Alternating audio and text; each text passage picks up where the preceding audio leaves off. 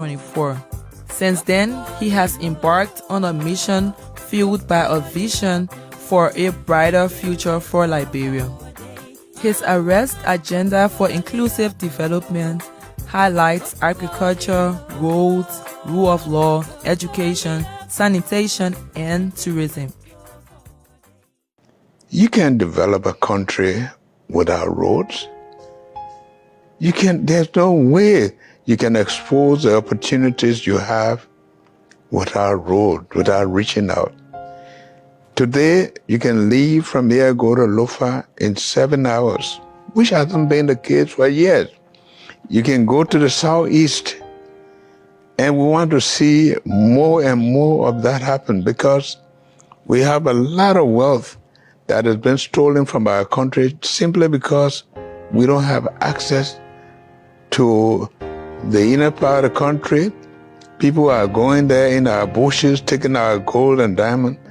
We open up the country, we can arrest those situations and make it work for our people. The President's leadership and vision for fostering collaboration across the three branches of government has been commendable. Through recent meetings, the branches are working as a unified force while respecting their distinct mandates.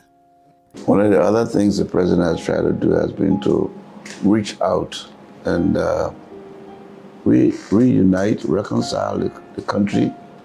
And so we started with the three branches of government, the judiciary, the legislature, and the executive, coming together to just over dinner to discuss issues that affect coordination, because don't forget, these are three equal and coordinated branches of government.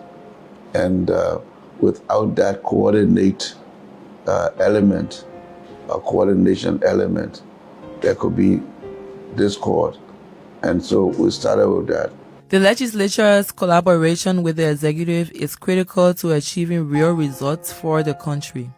As part of this effort, there is a shared commitment to working together with partners in the executive branch to ensure that transparency, accountability, and oversight are prioritized.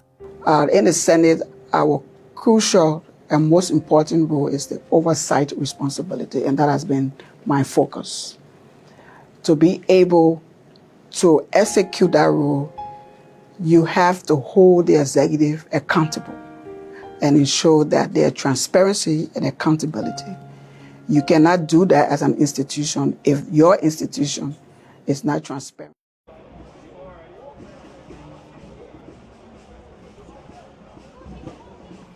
Hello everyone, welcome. This is the Executive Mansion and we're live on the grounds of the Capitol building. It's January 26th. As a matter of fact, it's the fourth working Monday in January, and constitutionally, President Joseph Boakai will at 4 o'clock this afternoon deliver his third annual message to the national legislature. Liberia as a country has three branches of government. We have the legislature, we have the executive, and the judiciary. So the president will on today address the joint session, that is to say, the House of Representatives and the Liberian Senate will converge on today as the Liberian leader will present his legislative agenda for the country. It will encompass what he intends for his government to do calling on the legislature, because these three branches cannot work in isolation. So they rely on one branch to make up. When the laws are then made, it requires one branch of government to ensure that these laws are interpreted. And when the laws are interpreted, we have another branch of government, the executive, that enforces the different laws that are being made by the legislature. So the president will come today deliver his annual message. And it's an interesting one because Liberians from all across the country, from the 15 counties, are following across our different platforms to ensure that they are part of this event, because you want to talk about the lawmakers, the representatives, the senators, they will be in their members. The associate justice and the chief justice and associate justices of the Supreme Court, they will all be in attendance. Member of the diplomatic corps and a host of international organizations. We have our friends from the U.S. Embassy, the United Nations, ECOWAS, MRU, the African Union, and the rest of the other international and regional organizations will all be in attendance. So far we've seen the arrival of high-profile guests from these different international organizations. So I will turn over to my colleague Lucia J. Topa for a continuation of their commentary. Good afternoon, Lucia. Good afternoon, Ishmael, and thank you so much for that wonderful intro. Like my colleague rightly said, we are here on the grounds of the Capitol to witness the third section of His Excellency Joseph Nyuma Boakai Sr. to deliver his third annual message to the Liberian people. Well, this event is so colorful and interesting in a way that we have government officials. We also have the members of the Fourth Estate who are here to bring this important program live to the people out there to witness their president deliver his third annual message.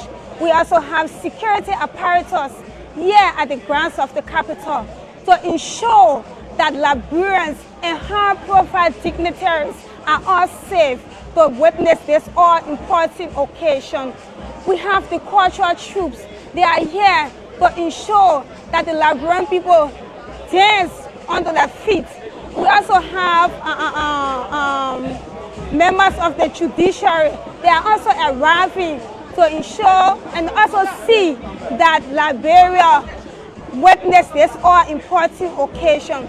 So Ishmael, do you want to tell us who do we expect to have? Because it's actually, we are between 2:30, 2:40, almost 3 o'clock. So do you want to tell us, as per the protocol that was given to us, who do we expect to arrive at 3 o'clock here at the grounds of the Capitol? Yeah, you know, there are strict protocol that should be adhered to in terms of ushering in the different guests, the different VIPs, you know, so that the security here is very tight. Even for members of the Fourth Estate, that when you come here, you have to abide by all laid out protocols, because we don't want this to be violent, because this is the number one, you know, office in the country, the presidency. You know, exactly. So no one wants to ensure that there are different kinds of risks. So everyone that's coming in here are meant to, you know, be in strict adherence with laid out protocol. And this morning, interestingly, while the setting up was ongoing, we saw the presence of the Speaker, Regent Nagbeku, alongside the Deputy Speaker, Thomas Fala. And according to him, that over 60 lawmakers will be here today to give a resounding endorsement or resounding affirmation of the President's annual message. So that they tell the President, Mr. President, you are welcome on the grounds of the Capitol, because right at our back we have the executive mansion. So they have assured the President that they will come out in their numbers. So we expect a whole lot of different guests. We've been receiving the different ambassadors. We received the arrival of Liberia ambassador to Japan, Edward Way Appleton. We also received the current head of the Traditional Council of Liberia, Chief Goa is also here. And we've also seen the arrival of some government officials, you know, some cabinet ministers, head of state-owned enterprises have started making their ways onto the grounds of the Capitol building. Because I like this thing. There's 1 minute after 4 o'clock, exactly 4 o'clock on the dot. The president will deliver his will take the protocol to deliver his annual message.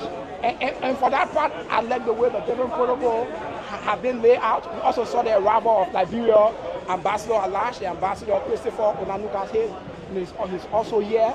And a host of the different government officials, head of state-owned enterprises, they've started making their way into the hall. Also, we've seen the arrival of some international guests, some head of foreign nations, some foreign ambassadors, their ambassadors have already started to make their way into the venue. And you mentioned about the cultural troop. You know, this is one of the parts I really like. Exactly, it's so interesting to watch the cultural troop perform. So Ishmael, we have Liberians out there, they are all glued to the radio to listen to our president deliver his third annual message to the Republic of Liberia. What do you expect that Liberians are actually, what do you think Liberians are actually expecting to hear from the president, what he has achieved within the past year to deliver to the Liberian people? So what do you expect? What do you think that Liberians are actually expecting from His Excellency? There are a whole lot, because the government has a mantra, has an agenda that is called the Arrest Agenda for Inclusive Development. And interestingly, for the very first time, if I may be correct, in our most recent history for our existence as a country, each of the 15 counties, they have what they call their county development agenda. Aside from the national development agenda, each county, for example, Bon County, has its own national or has its own county development agenda, or might even the rest of the 15 counties, they have their separate development agenda. So what that tells us is that development is inclusive. It takes into consideration Liberians from all parts of the country. Talking about the aid that talks about agriculture. We want to talk about agricultural productivity. A few months ago, that was in last month, they were in Niba County for the National Agricultural Fair, where Liberians brought out their agricultural produce to showcase them. You had the potato, you had the Liberian cocoa, you had the cassava, you had the plantain, and you had the pig. You had the cattle and a different kind of livestock were all on exhibition at the National Agricultural Fair. You want to talk about roads, you know, the President Boakai has mentioned, you know, it's key to a national development, that whatever the government does, you cannot be able to develop to the people when the roads are not connected, when the roads are not paved. And we want to talk about rule of law, because when you can have the food to eat, you have the best of war. When people don't adhere to the rule of law, it becomes difficult, because what we make this law for is that they regulate the behavior of people in the society, so that people don't, go wayward, they won't go offhand, they won't go out of their bounds. People don't work within the confines of the law. You talk about education, it's very important. Of course. Because, like Nelson Mandela will normally say, that the number one weapon to teaching the world is education. So that when people's minds are transformed, their human resource capacity, so that they make informed decisions about the governance process of the country. We want to talk about tourism. Just a few days ago, we had the international streamer, Acho Speed, was into the country, and we saw how he showcased Liberia, a beautiful landscape. He was taken for the tour. Okay, Ishmael, before we leave, let's talk about one more last thing. You call it? Okay. So, ladies and gentlemen, this is how we come to this first part of this live broadcast here at the grounds of the Capitol. We would like to welcome another team of reporters or journalists who will come and interview people here at the grounds of the Capitol.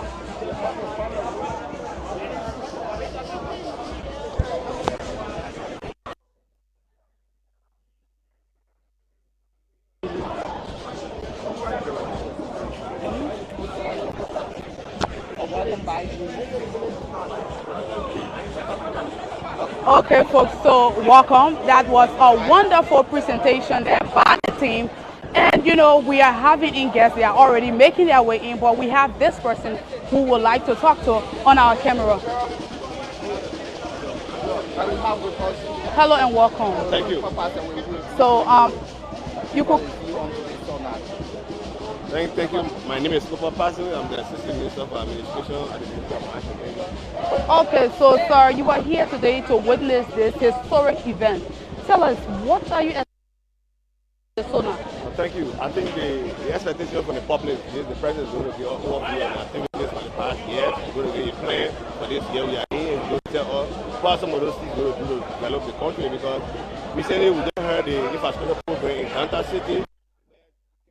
communicate that government is going to prepare on building infrastructure because everywhere around the world we go, we see skyscrapers in other countries. We want to replicate the scene in this country. So tomorrow we'll use Liberia as a home. We're not going to go around there bragging about Ghana, bragging about Nigeria. Liberia is going to also be bragging about other foreign countries. We'll see some of those activities everywhere.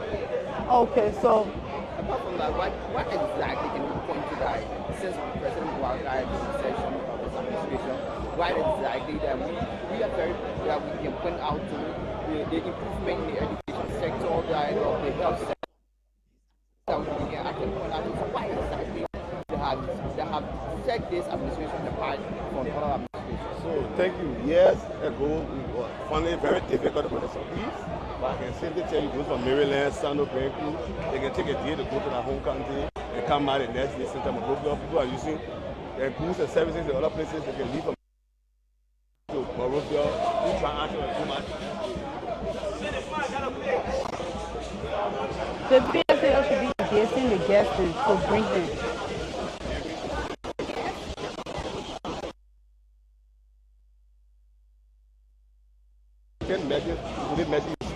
The difference that some of those things we promised the Liberian people, we practically implement for them. So as we speak, the president is going to give a promise to the Liberian people that we're going to see for the year that we go for. Before the next sooner, you're going to see some of those, or maybe we may come to fruition. Okay, so you mentioned, promises that were, made by His Excellency. You care to mention, be specific as to what exactly are some of these promises that was made during, some of his messages. So the president did say to us that he's going to fight drugs. You and I know that the drugs activities are reduced in the country. People have been prosecuted for breaking in drugs in the country. Moreover, the president did say to us that he's going to bury the former leaders, those that sacrificed and those programs were implicated under the field. So every promise the president made to the people, he prior one way or in order to make it demonstrated in order for people to know that whatsoever the president says, he means well for the Liberian people. So as I show you today, whatsoever information that comes from the president is a policy statement, and we the lieutenants going to implement those program in order to make things real for us. Thank you, Chief. Your name again? My name is Koba Passy. I serve as Assistant Minister of Administration at the Ministry of Finance and Energy. Okay, thank you very much. Thank you. So, folks, you just listened to Assistant Minister Cooper passed away, giving light as it relates to today's SONA, what exactly his expectations are. According to him, His Excellency, the President of Liberia, he has done tremendously well. He has worked with institutions, promises that were made, he have worked towards some of them. As he mentioned, he talked about the reburial of past leaders. We witnessed that occasion that melted many Liberians as it relates to honoring folks who have worked. But let's listen to, my colleague as he contributes to what the Assistant Minister had to say. Like, obviously, since the inception of the new republic and when this constitution came into being, the state of nation address was first enabled in January 1980. Welcome, Chief. Welcome, Chief. So we have the EPA boss. He's here, so at least grace our camera. Thank you for coming, Chief. Welcome to the executive matter. Very nice to meet with you. Yes, nice to meet with you. Okay, so we are here today to witness His Excellency President Boakai as he delivers his third annual message. A lot of Liberians, they are listening. The expectation remains high. Tell us, what do you expect from His Excellency Sona? I think last year, July 26th celebration was celebrated all over the world. That same momentum is still building up. And today we expect that momentum among Liberia, both boom and a draw, to continue. And that momentum is at the EPA as I speak to you.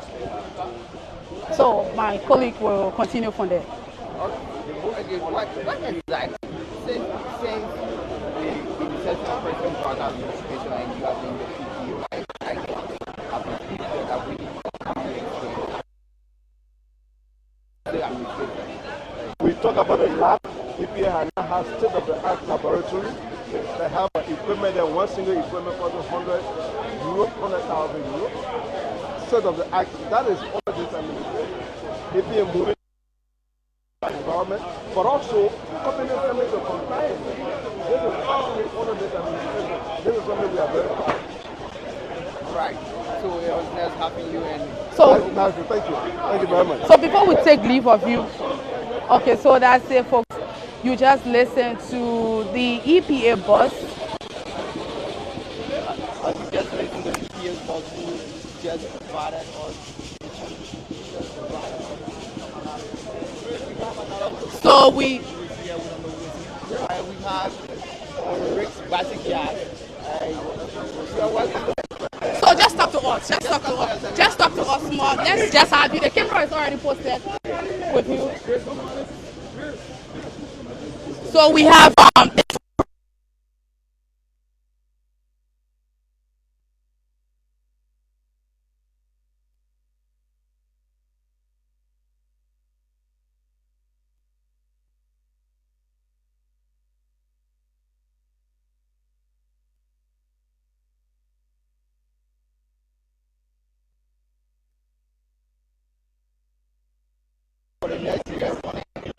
That's very important and essential. And we have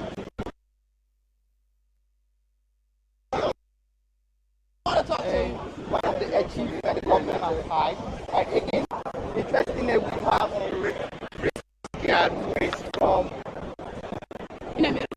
Karen. We have been right there with us. Ambassador, you are welcome to us. Thank you, buddy. How you dress? My understanding, the media people got a lot of money, though. I'm not really, but most likely. Okay. So what's up? How you guys doing today? Great welcome to the Executive Mansion Press Corps, and we have actually what we expect from President Joseph Nyuma Boakai Senior today, and what have been the challenges and the achievements. So can you walk us through from your angle? Yeah, from that angle, I can tell you clearly that some of the implementations we've already done in terms of productivity on the sake of our platform, the Rescues platform. It was the president talking about rural connection. So the rural connectivity was to impact the economy. The rural connectivity was to build a whole agriculture hub. The rural connectivity was to make sure that the energy sector of our country be very elaborate to connect the different houses, the households, so that energy and electricity, so that people can have a real life in terms of even the water, in terms of even engagement, the education, and there's a whole lot of other things. But most of the important ones that I picked up and the president has implemented to the core is the road network. Right. So what exactly are you expecting from President Boakai today in the state of Liberia? No, I don't want to predict the president. President Boakai is somebody who believes in himself and nobody sees his speeches so easily. So I don't want to preempt what he's going to say. But one thing I know is he's going to speak on the issue of the bread and butter. Liberians have been talking about that in round time.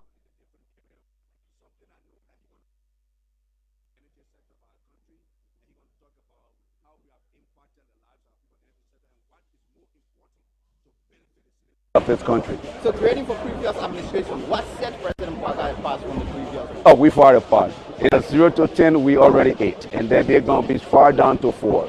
So we far apart. Before we take leave of you, you mentioned that His Excellency the President, he has tackled the bread and butter issue. You care to just throw light on that a little bit. You have Liberians that are watching. They want to understand. If you say the president, the thing is, the few of the people in the opposition misinterpret the issue of bread and butter.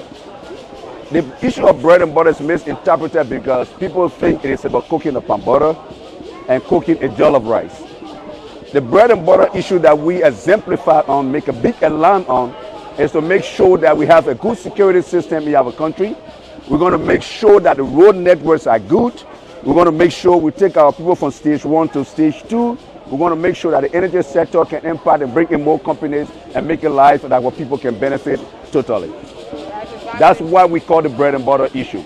But if we misinterpret like issue cooking pan butter rice today and cooking a jollof rice today, it is so important. But if you don't work, you cannot generate the revenue that will make you impact the lives of the people, your children going to school, and making sure that you get the things that you're supposed to do. Okay, so thank you very much. Thank you. It is good talking to you. I think you are great having you. So,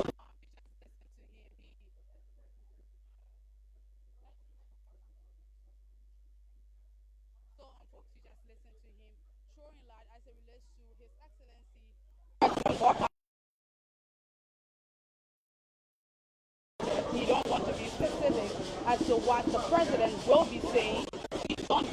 everyday life. You will start putting your hands in your pocket, and when you're speaking, we're not hearing you. So you gotta be a little bit.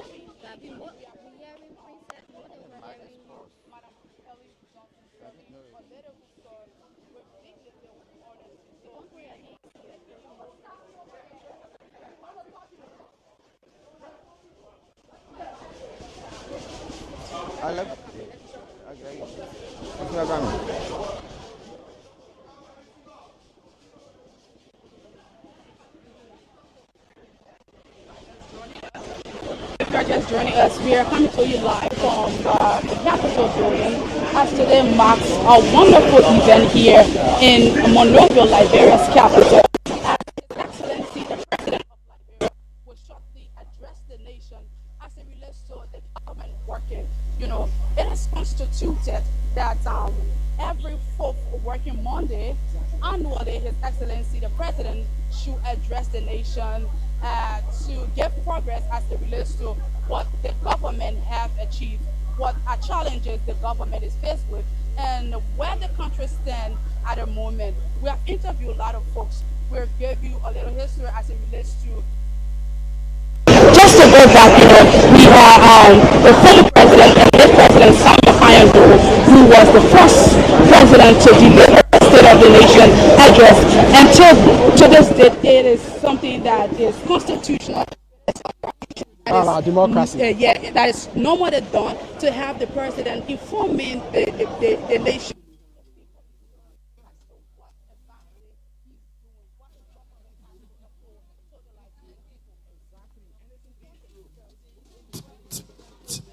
In the country history, that the president will leave the legislature at this time to deliver his annual message in of the legislative priorities. What you want, lawmaking, representation, oversight, because that squarely lies in the purview of the lawmakers. Definitely. So yes, to omit them. I see this so that they be able to look into them, because we are separate but coordinated branches.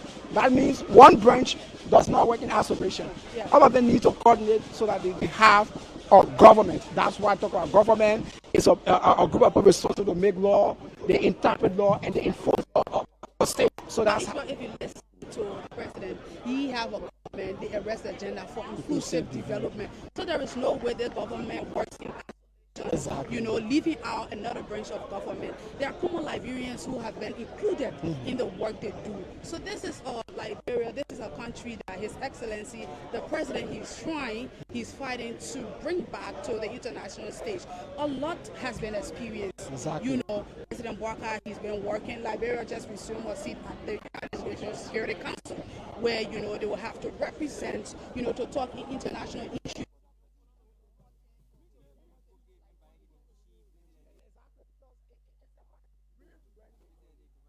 A lot in this country. The Liberians are mustered the courage to re-image this country, so that throughout the world, that Liberia has a lot of untapped potential in terms of tourism, in terms of our investment climate, very friendly. Like the president would normally say, Liberia is one of the few countries in Africa that people would normally change money in the street with. And one temporary, that speaks to the level of security we enjoy as a nation. Why is it to a woman say, oh, the bread and butter issues, you know, say really a challenge, but on the overall, there are laudable things that Liberian can point out.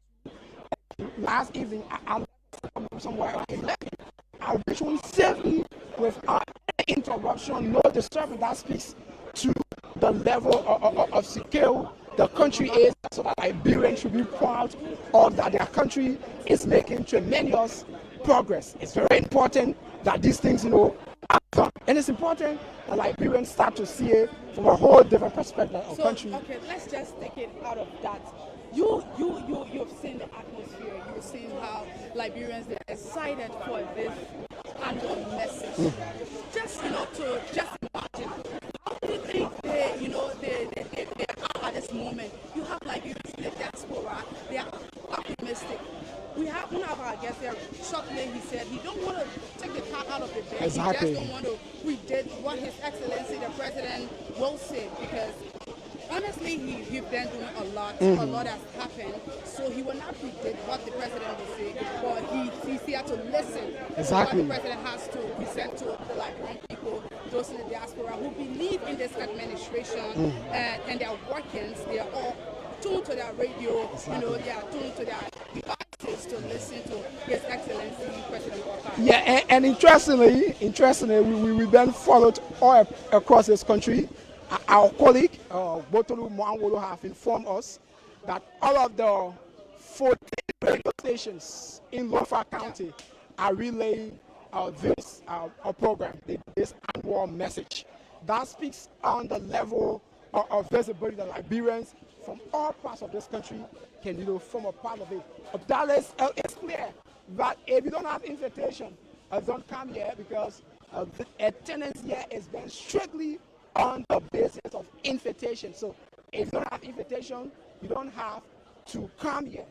It should be strictly adhered to, because all of these security protocols will be strictly adhered to. We are seeing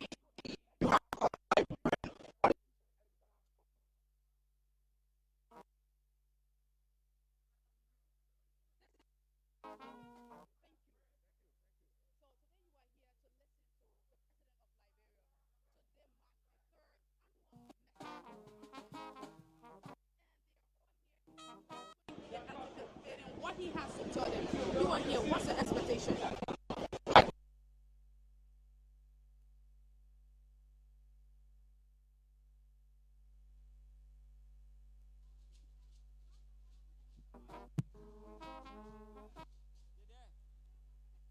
May I have your attention, please? May I have your attention, please? Protocol persons kindly clear the aisle. Deputy Chiefs of Protocol, Protocol Officers, kindly clear the aisle.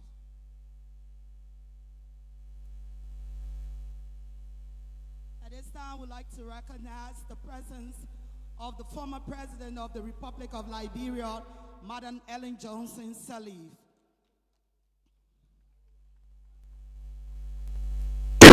Excellencies, officials of government,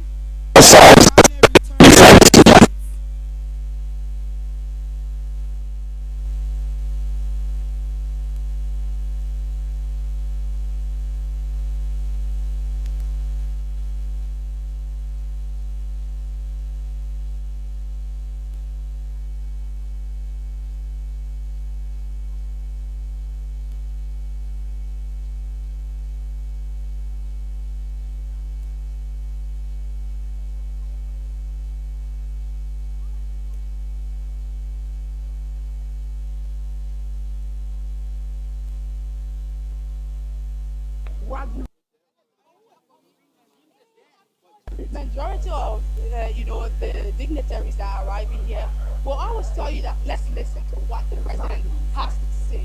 We can be the one to speak. So we should give him the chance, let him have his moment to address the nation, what his government has achieved. And you make reference to the national council meetings, having them together. That's why there are political differences, and that shows unity as a nation. It's togetherness. President Boakai talked about inclusiveness, and that's exactly what the country is experiencing. Exactly, and that's the significance of national council there, because the last time I saw Representative Musa Belete and the managing director of the LPRC, Amos, the two of them, they were into a mean of friendly consultation, so that one time people, wobble somehow in terms of their diversion of views. But the two of them on that day, they were in a very wonderful mood. So that one could not instead, speak to that was the LPRC MD and the District 7 Representative Musa. Both of them very critical. We have more guests. How are you? No, we just want to. It was unfortunate we couldn't get him. Listen to him. That center of his room, here back. They just have to work. However, we are optimistic to have them here to give us their perspective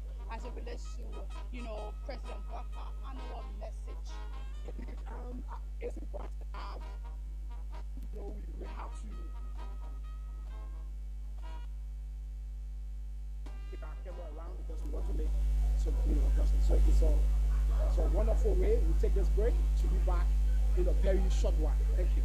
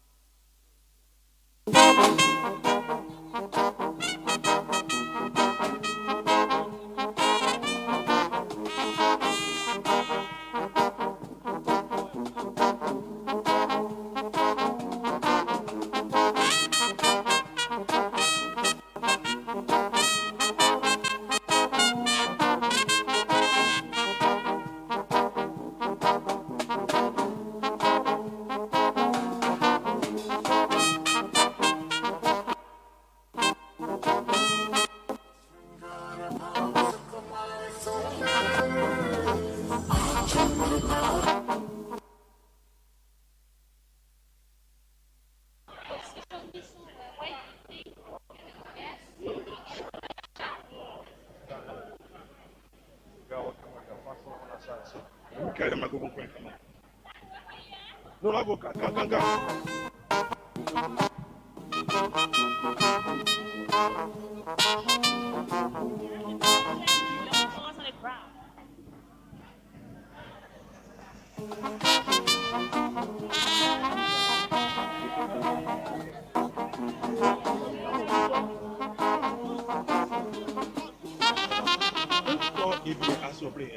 Every day. What you be doing there? If you're still going to be on camera, why you calling him? Because you've been on the camera, man. Honey, what do you mean? Not Sergio been on camera. Honey. Sergio is like correct person. Honey. Yeah. Give me that cable, give me first, but I long. Give me in the office. Hey, they come, please. No. I'm going to look at it.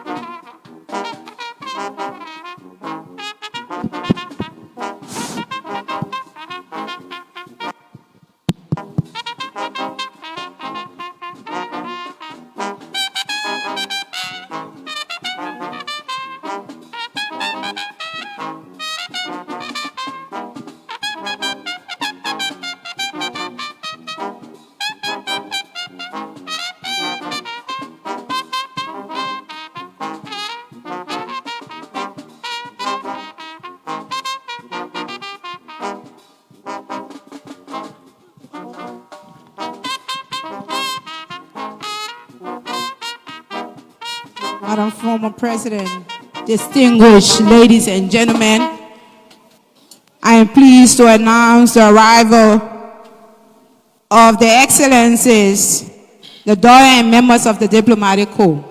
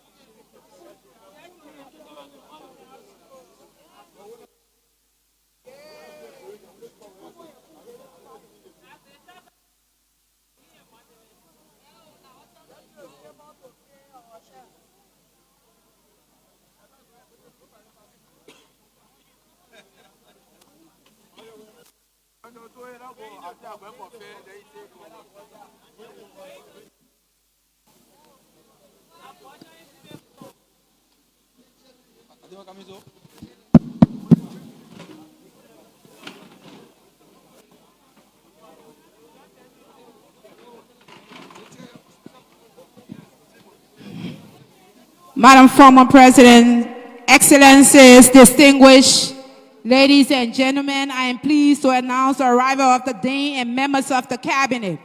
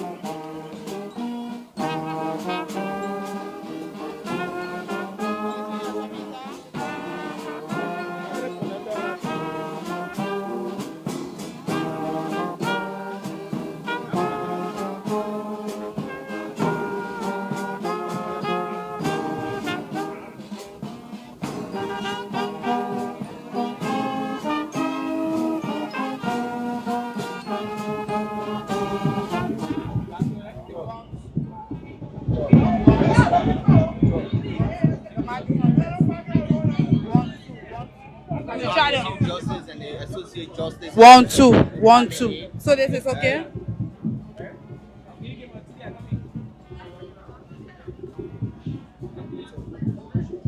One two 1 2.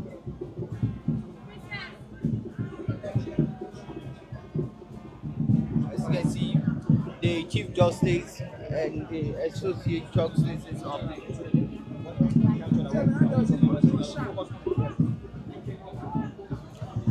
Okay, folks. So thank you for. So we had a little break, but we're back now. Thank you. And we just received signal of having the Chief Justice and the Associate Justices. They are already in. And the atmosphere here is charged. You have lawmakers who are pretty seated. You have well wishers. Announce the arrival of His Honor the Chief Justice and Associate Justices of the Supreme Court of the Republic of Liberia. All present, please rise.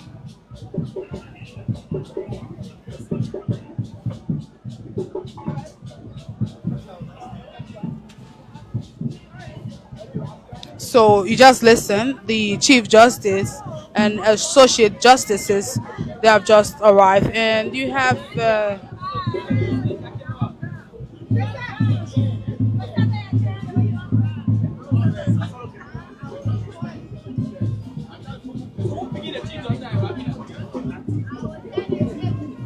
Excellency,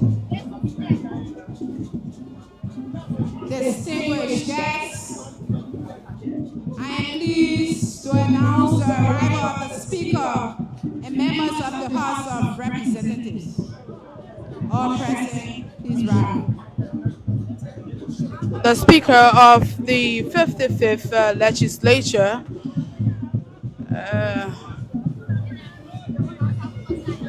They've already, making their way in. The Chief of Protocol of the Republic of Liberia just announced the arrival of the Speaker, Speaker Rachel Kuhn, along with the Deputy Speaker.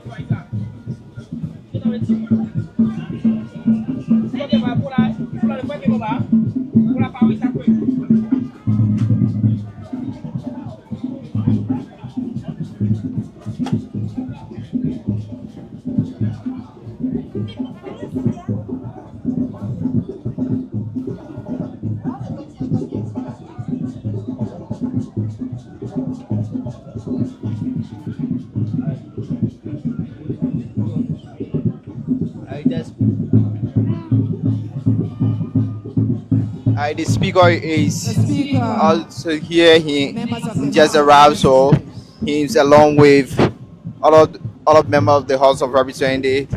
They are here, and remember now that this is going to be a joint section of the legislature, and we will also have the Senate pro tem coming in without interact of senators.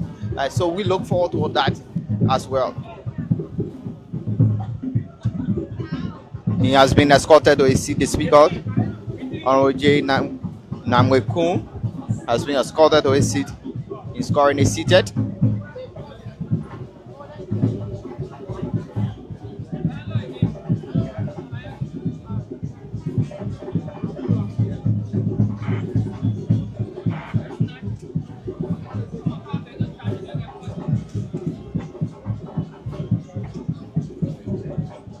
From the look of things, we are not too far from the main purpose of this event. The representatives have already come in. They are trying to get seated. So once they are seated, when this session is called to order, and the next we will have is the president coming in after the session has been called to order. So remember now, this is the 4th joint section of the 55th National Legislature, before which President Joseph Nyuma Boakai is expected shortly to give the State of the Nation address.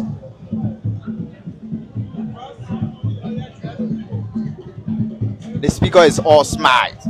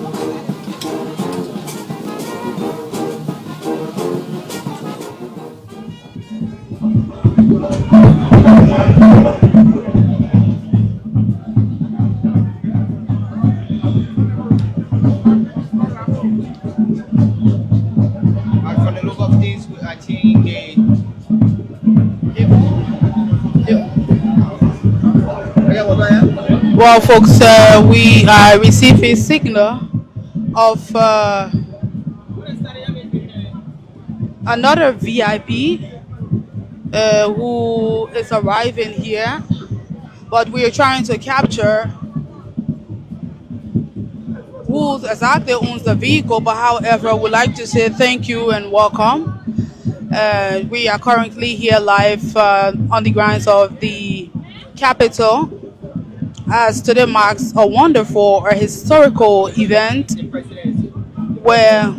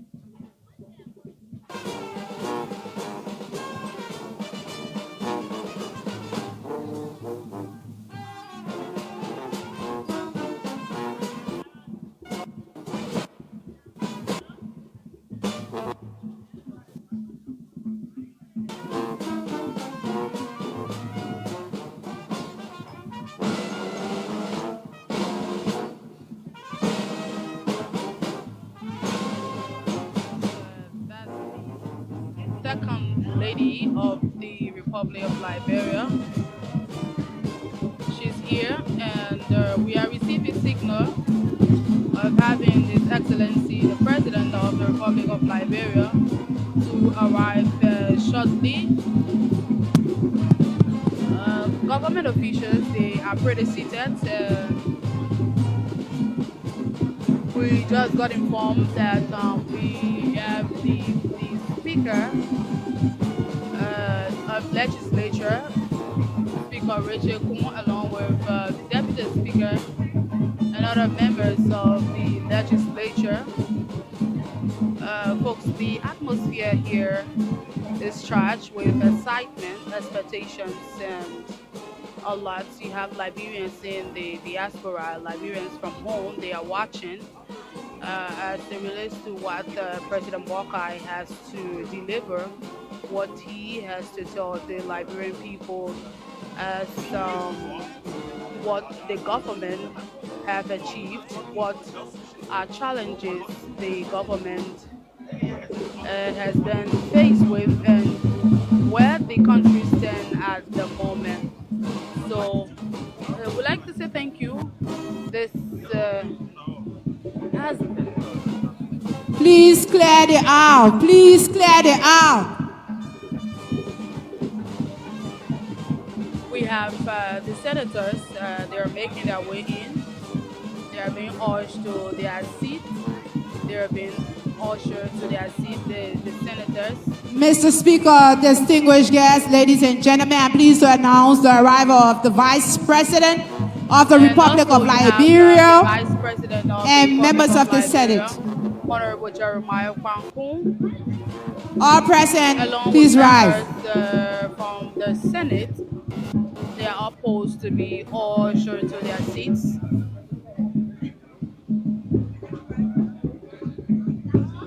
So, as per this year's protocol, the ushering of guests to the President's annual message is started at exactly 2:30, and it will be ending at 3:50 p.m. At 2:50, we receive members of the Council of Corps, as announced by the Chief of Protocol, Republic of Liberia. At 2:55, the Chief of Protocol, Republic of Liberia, also announced the arrival of heads of international organizations. At 3 p.m., the Chief of Protocol also announced the arrival of Their Excellencies, the Doi and members of the Diplomatic Corps. At 3:05, the Chief of Protocol announced the arrival of the Dean and members of the Cabinet. And after that, we also witnessed the arrival of former heads of state and former vice president. At 3:15, the Chief of Protocol announced the arrival of His Honor, the Chief Justice and Associate Justices of the Supreme Court of the Republic of Liberia. At 3:20, we also witnessed the arrival of the Speaker and members of the House of Representatives. At 3:25, the arrival of the Vice President of the Republic of Liberia, the President of the Senate and members of the Senate. Thank you. You may have your seats. Which we also just, announced to those who are watching. And we currently have 3:34. Just a few minutes from now, we'll have President Boakai addressing the nation as we all anticipate to listen to what he has to tell the Liberian people, what he has to deliver, what his government has achieved, what the government has also been challenged with, and where the country stands at the moment. It is a colorful, it is a wonderful event. The cultural troop, they are represented here fully. Liberians are here, well-wishers, they are all here to grace this wonderful occasion as it has become a tradition. It is constitutional that the president of the fourth working Monday of every year to address the nation as the progress that has been made. Article 86 of the 1986 Constitution, it mandates the president to address the nation as we formally call the SONA, the State of the Nation Address, and to present what the government has achieved. So we want to say thank you as the guests continue to make their way through. We will also bring you up to speed as it relates to those arriving as well.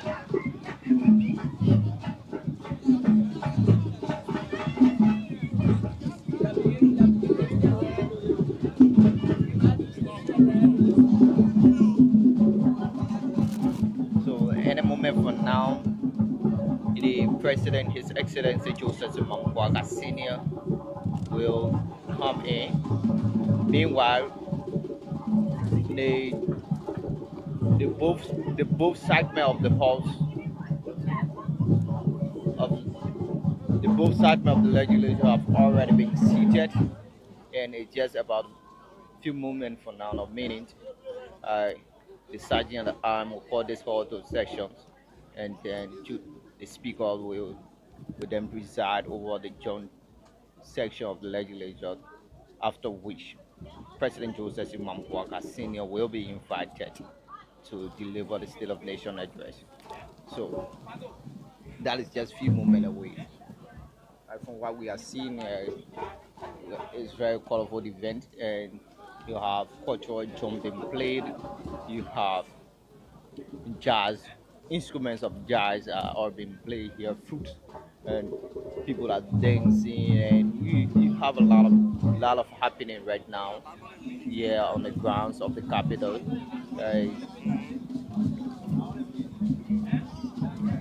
So stay with us as we draw you to while the lawmakers are getting ready. They are having some discussions amongst themselves.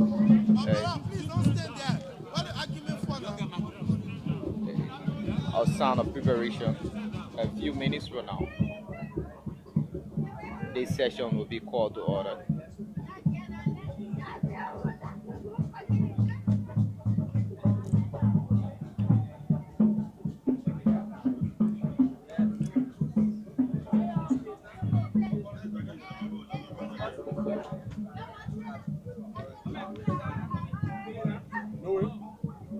It's a reminder that you are tuning, watching from the executive mansion via their various Facebook highlight, social media highlight, their Facebook, YouTube, Instagram.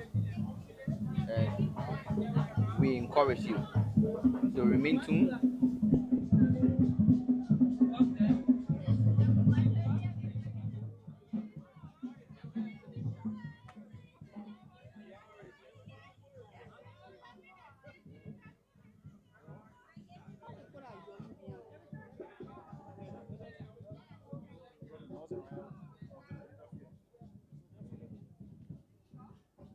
So we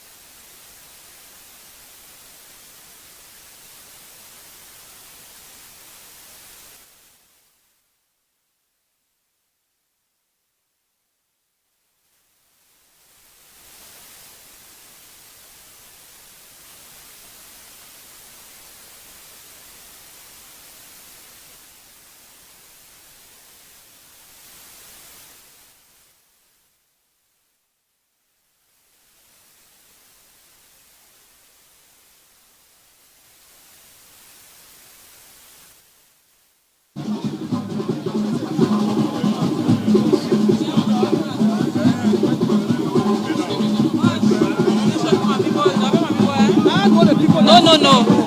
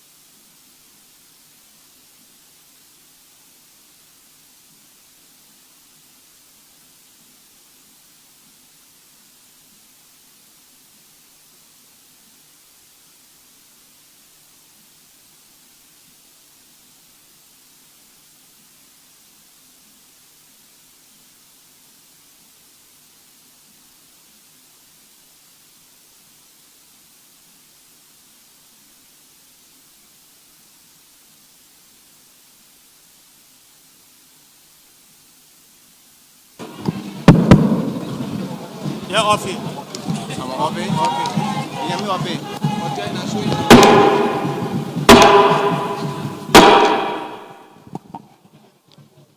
Good afternoon, Honorable Richard Nangbeku, Speaker of the 55th Legislature of the Republic of Liberia, His Excellency Honorable Jeremiah Kpankun, Vice President of the Republic of Liberia and President of the Liberian Senate, Honorable Nyuma Kanga Lawrence, Senate Pro Tempore of the Liberian Senate, Honorable Thomas P. Fala, Deputy Speaker of the 55th Legislature of the Republic of Liberia, my distinguished honorable members of the 55th Legislature. I have the honor at this time to announce to you the third zona of the 4th Joint Section of the Honorable House of Representatives and that of the 55th Legislature of the Republic of Liberia. Honorable Speaker, and now therefore, this 4th Joint Section is hereby called to order and is hereby so ordered.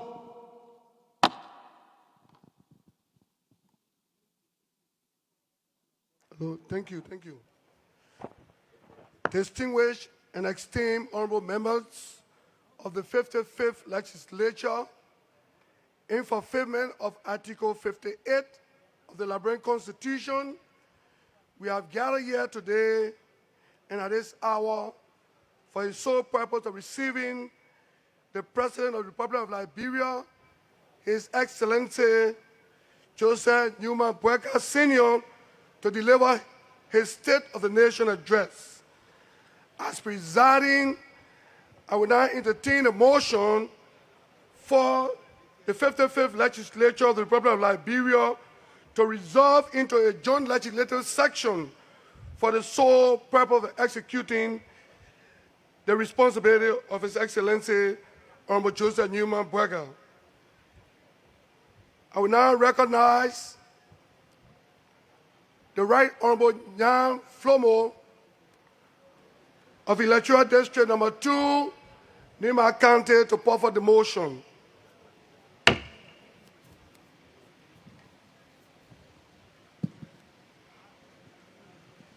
Honorable Speaker,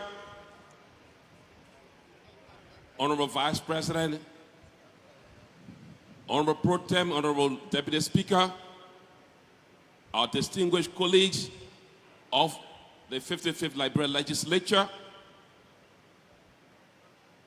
I, Honorable Nyan G. Flomo of Nima County Electoral District 2, move, if I can obtain a second, that the legislature convene in a joint session for the sole and singular purpose of receiving the President of the Republic of Liberia, His Excellency Ambassador Joseph Nyuma Boakai Sr., to deliver the State of the Nation address in keeping with Article 58 of the Liberian Constitution.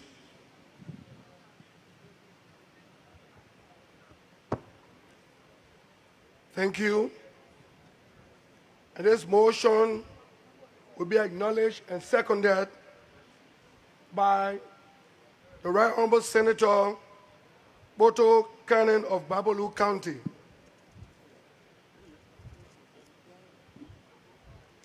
I, Boto Cannon, Senator of Babalu County, do hereby second the motion. Distinguished honorable members, without restating the motion, are you all ready to vote? All those in favor of the motion, make it known by saying yea. Those against the motion, make it known by saying nay.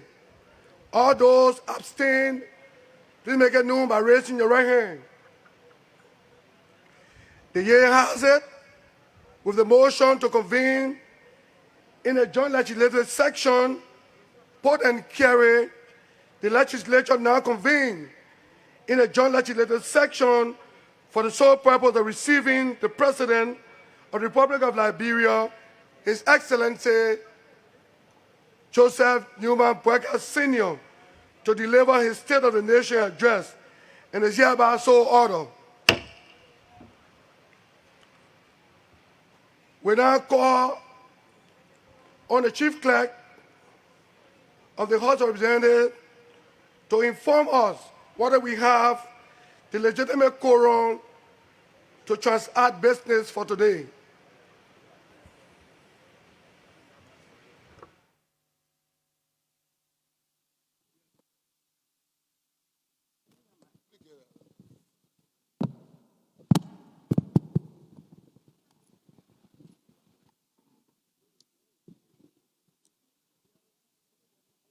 Honorable Richard Namwekon, Speaker of the House of Representatives and presiding officer of this joint legislative section, His Excellency Jeremiah Kpankon, President of the Republic, Vice President of the Republic of Liberia, and President of the Liberian Senate, Senator Nyomli Kanka Lawrence, President Pro Tempore of the Liberian Senate, Honorable Thomas P. Falla, Deputy Speaker, Honorable House of Representatives, Honorable ladies and gentlemen, I'm honored to announce from the records of the Secretary of the Senate and that of mine that there is a quorum for the transaction of this joint legislative section solely intended to receive His Excellency Joseph Nyuma Boakai Sr.,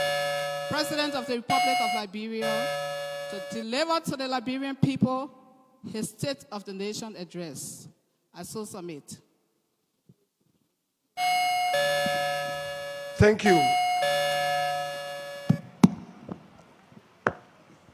Honorable colleagues, It has been established by the report from the Honorable Chief Clerk that this August body has the quorum for the transaction of business today.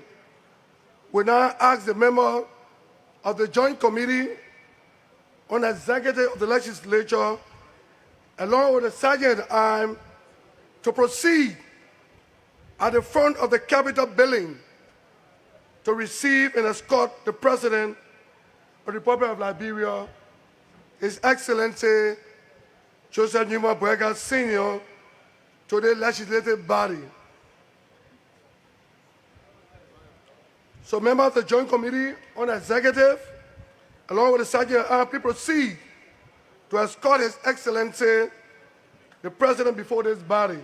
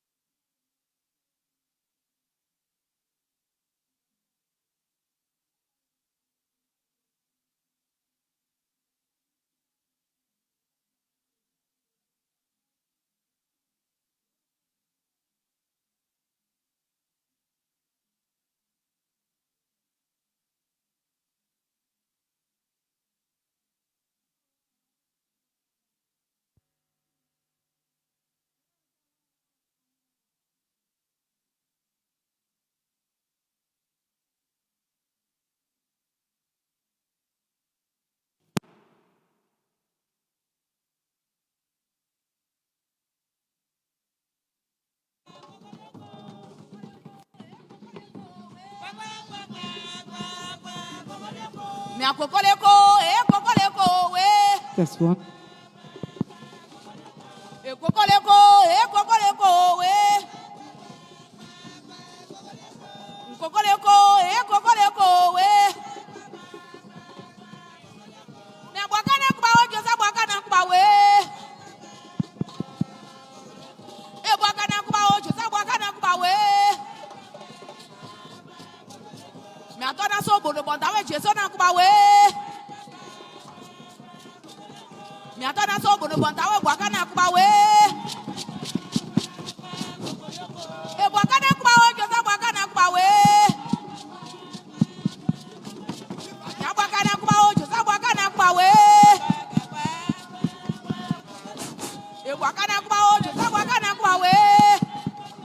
Hello.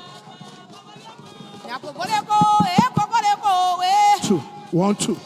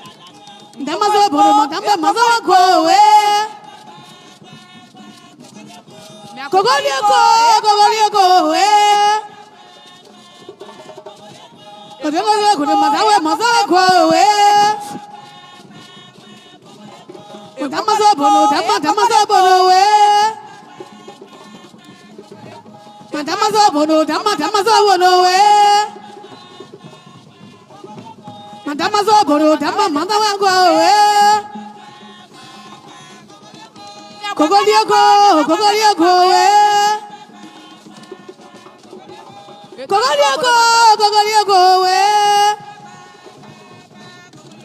Madama Zobono, Madama Zobono, Madama Zobono, Madama Mazawa, Distinguished honorable ladies and gentlemen, I'm pleased at this time to announce to you the President of the Republic of Liberia, His Excellency Joseph Nyuma Boakai, Sr. Thank you.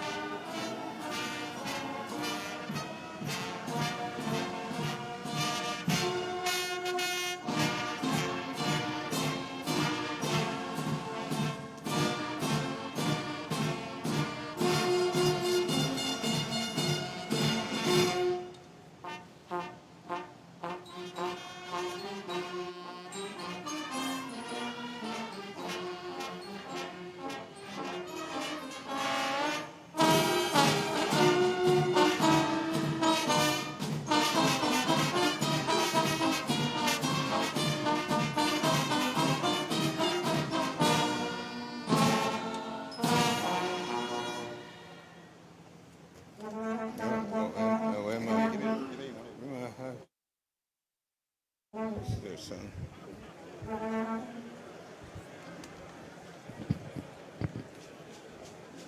Yeah, huh? Yeah. Huh?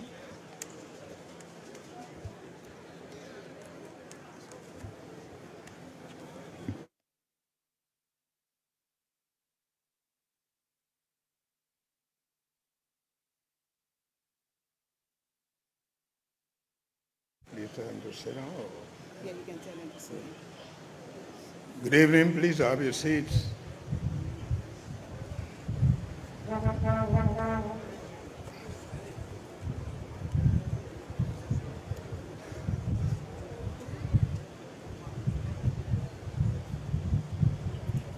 Mr. Vice President, Madam First Lady,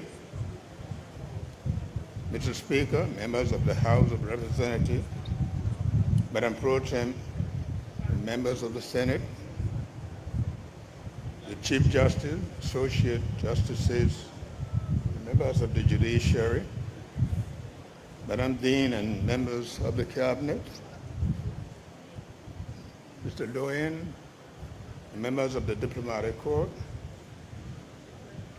former presidents here, former officials of government present, heads and officials of political parties, prelates, members of the religious organization, our international local partners, our traditional leaders, chiefs and elders of the land, fellow Liberians, distinguished ladies and gentlemen. Our deep gratitude is to God Almighty, the sustainer and preserver of our nation, for his enduring grace and blessings over the past year and throughout history.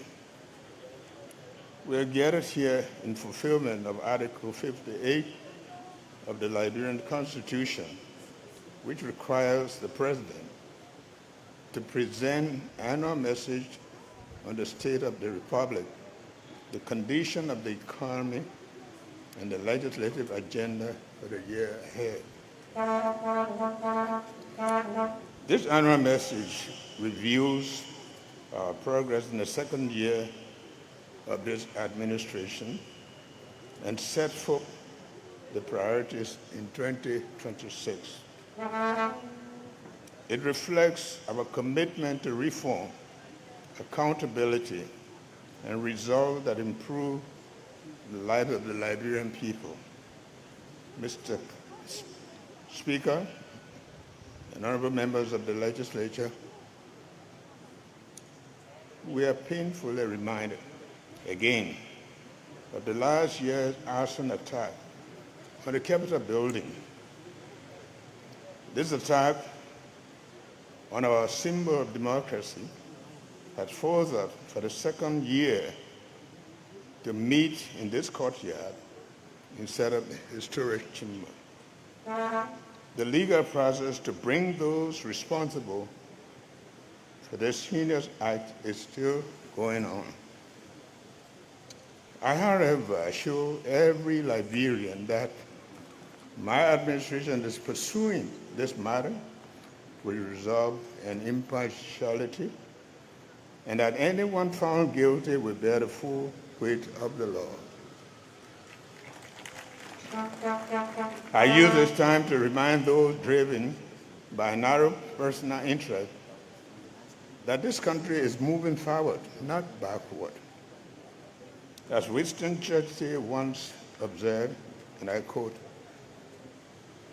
"Never yield to the power of the adversary if it contradicts honor." In that spirit, our democracy will not be intimidated, our institutions will not diminish, our commitment to the rule of law and constitutional government remains unshaken, and the process we continue to make will not be thwarted. Honorable members of the legislature, over the past 2 years, my administration worked to tackle inherited challenges, stabilize the economy, and deliver key development milestones. Despite limited resources, we made progress across key sectors, including agriculture, infrastructure, education, health, tourism, and the rule of law, alongside important legislative initiatives. I am pleased to inform you that our country is in a better state than it was a year ago, and the progress of the past 2 years is real. Looking ahead, we will continue implementing the arrest agenda to improve livelihoods, strengthen democratic governance, and enhance Liberia's standing in the world. Mr. Vice President, Mr. Speaker, Madam President Pro Tempore of the Senate, members of the legislature, through collaboration and prompt passage of priority legislation, the government aims to strengthen institutions, grow the economy, and improve the well-being of all Liberians. Over the course of the last year, the executive submitted several bills to you for enactment into law. I thank the members of the body for your service and collaboration in passing several crucial bills during the second session of this legislature. Key among those passed and signed into law are the Ministry of Local Government Act to decentralize the government and allow greater participation in decision-making at a local level. The Liberian National Tourism Act to stimulate economic growth by leveraging the nation's natural attractions and cultural heritage, and an act to establish the National Food Assistance Agency, and 9 financing agreements between Liberia and our bilateral and multilateral development partners. While the passage of these laws is commendable, urgent attention must now focus on advancing the pending legislations. Key among these are the Presidential Transaction Act to establish procedures for the transition from one elected government to the next. Our experience shows the need for these procedures to avoid arbitrary practices and conflicting expectations during periods of transition. Also, pending before you are the bills to establish Civil Service Commission and the third amendment to the Mineral Development Agreement with Aslam itself Holdings, among others. Delays in passing these measures will weaken the reforms needed for economic growth and institutional integrity. Mr. Speaker, honorable members of the legislature, I have also submitted for amendment to existing anti-corruption laws, including legislation to address illicit enrichment and to remove the existing statute of limitation on corruption cases.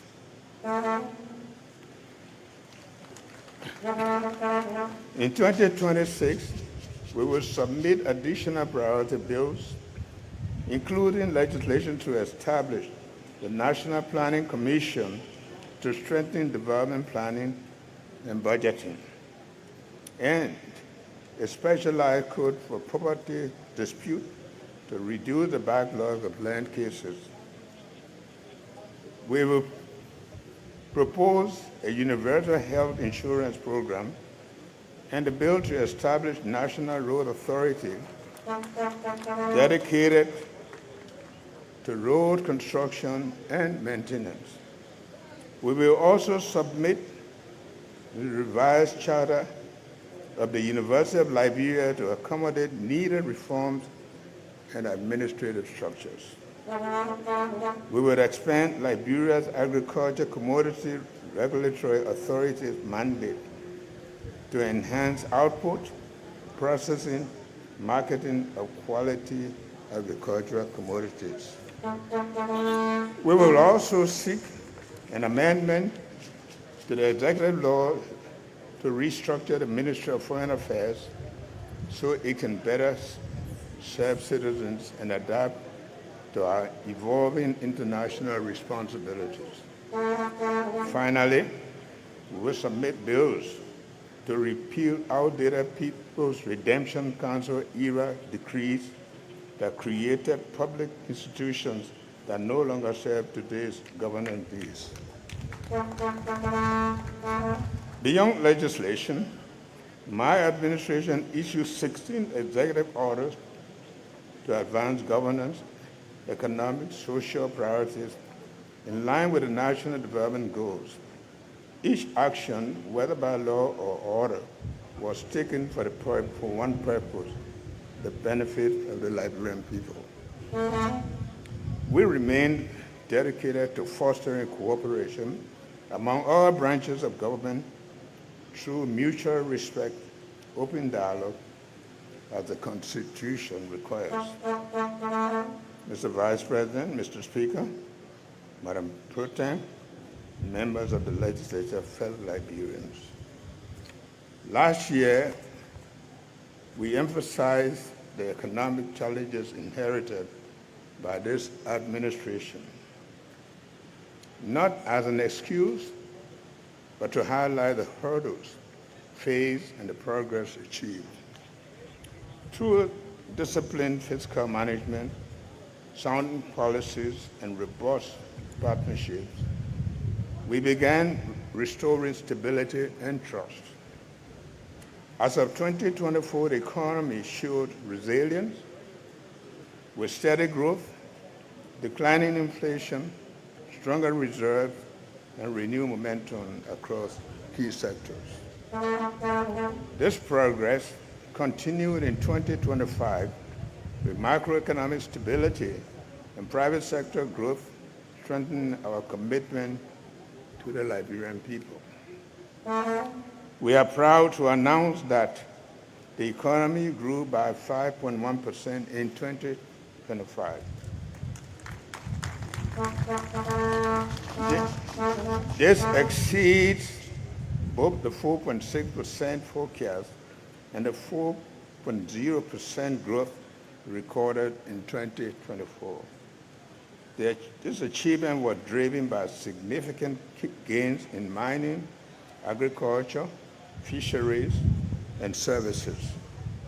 Mining expanded by 17% and export rose by 31.5%. Looking ahead, ongoing reforms and infrastructure investment are expected to boost growth to over 5% in 2026, with average growth projected at about 6% from 2026 to 2028.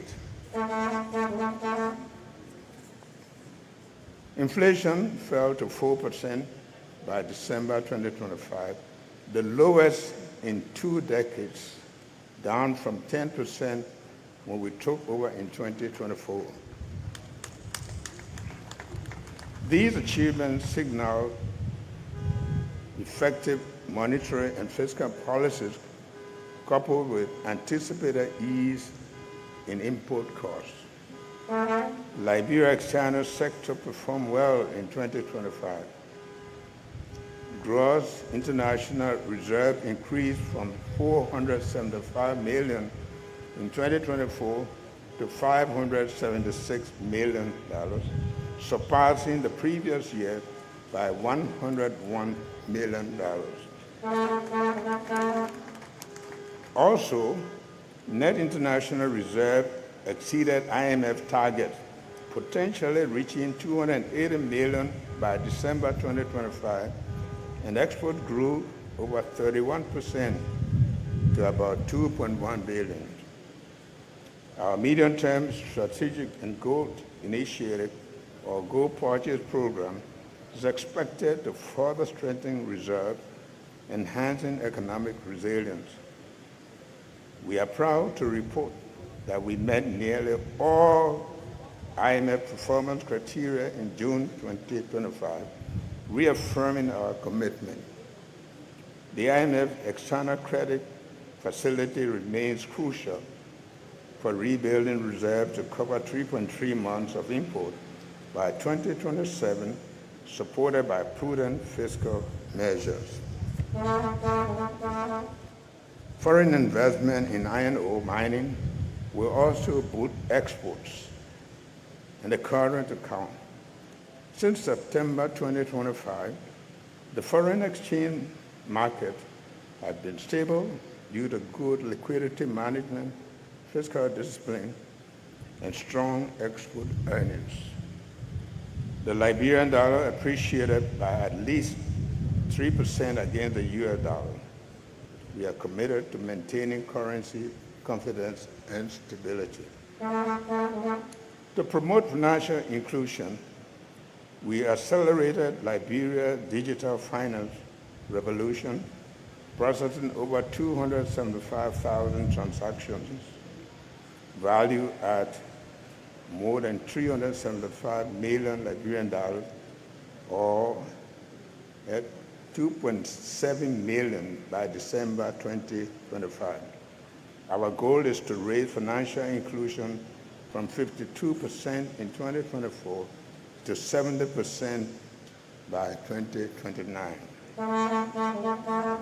The central bank is rebuilding public trust by strengthening governance and accountability and managing government securities more openly. In 2025, it issued $44.4 million US dollars, rolling over 132.1 million, and 7.6 billion Liberian dollars. And for the first time in decades, the bank recorded consecutive operational surpluses in 2024 and 2025.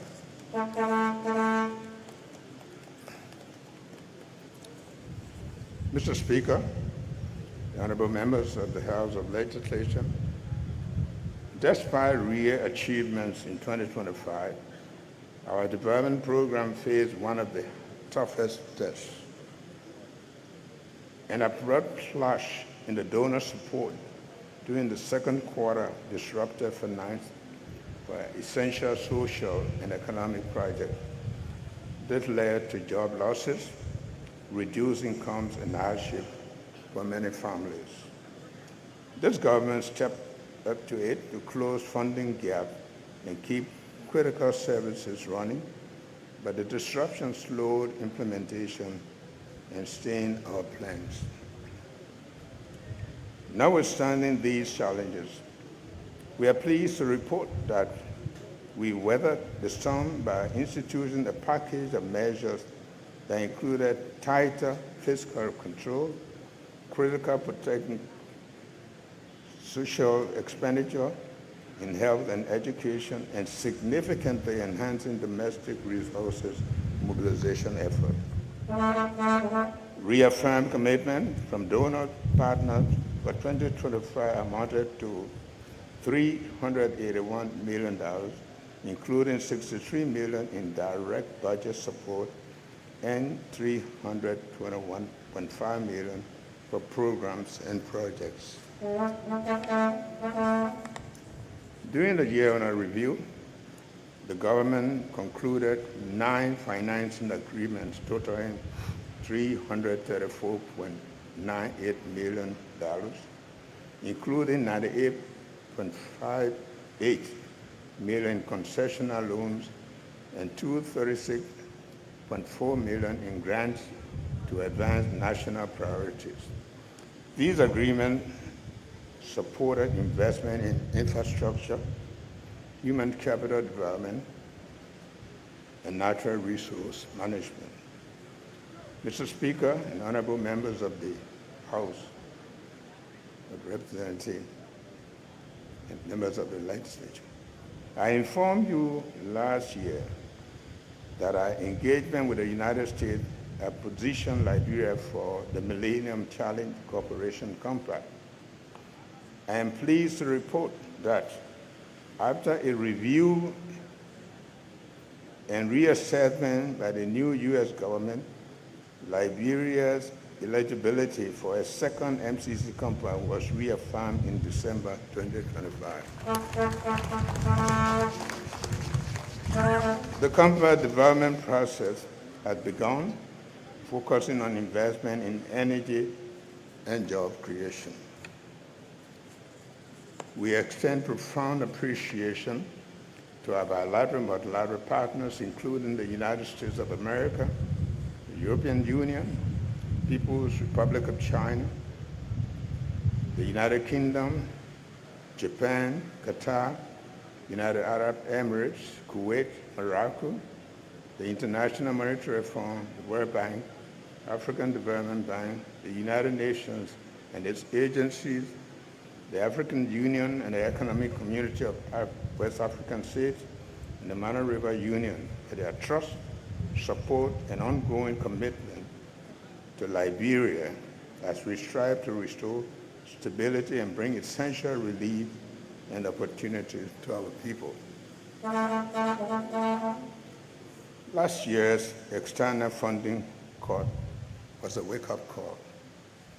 It exposed how vulnerable we become in the race to our security when we rely too much on external support. In my annual message last year, I pledged to strengthen domestic revenue by aligning reforms with regional benchmarks, improving tax compliance, and investing in digital systems, including a modern customs inspection center at the Freeport of Monrovia. We have made real progress on these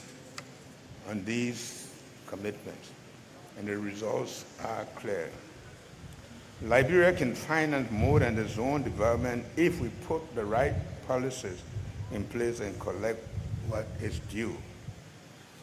For fiscal year 2025, we approved a national budget of $880.5 million, funded largely by $804.6 million in domestic revenue.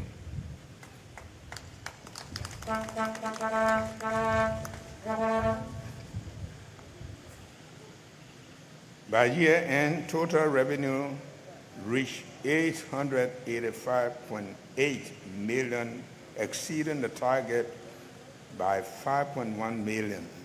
$847.7 million, surpassing the target by $43.1 million, the highest ever recorded in Liberia.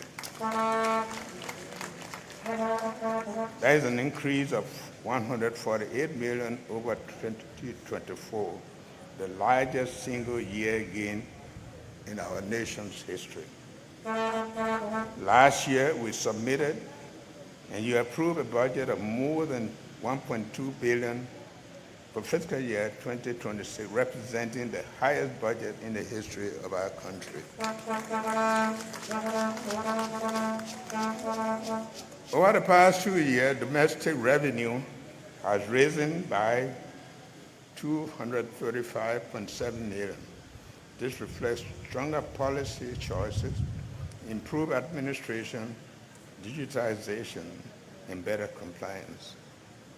I commend the Liberian Revenue Authority and all partner institutions for their professionalism, and I call on the legislature to work with us to sustain these gains and direct every dollar towards results that improve the lives of the Liberian people. Mr. Speaker, honorable members of the legislature, I am pleased to report that on account of the robust revenue performance for 2025, the fiscal authorities are concluding processes that will lead to submission of a supplemental budget to the legislature next month, the first in many years. As of the end of November 2025, government spending totaled $709.7 million, including both recurrent and capital spending. Spending on roads accounted for a major share of our capital expenditure. Public debt stood at $2.8 billion, as at the end of December 2025. Domestic debt mainly owed to the central bank and commercial bank was 1.2 billion. External debt, largely to the World Bank and to the African Development Bank, was 1.6 billion. Despite fiscal pressures, the government remained largely current on its debt commitments, paying 120.1 million in debt service to both domestic and external creditors in 2025. We will continue prudent debt management and fiscal discipline. To strengthen the economy and address fiscal constraints, my administration has introduced major financial management reform to boost revenue, enacted the tax expenditure bill, tightened exemption controls, and are preparing to implement a value-added tax system by 2027. To support fiscal year 2026 1.2 billion budget, we will expand the tax base by cracking down on evasion, updating tax rules, raising the goods tax by a modest 1%, and revising excise taxes. The government has strategically leveraged opportunities to attract credible investment and responsibly exploit natural resources for the benefit of Liberians.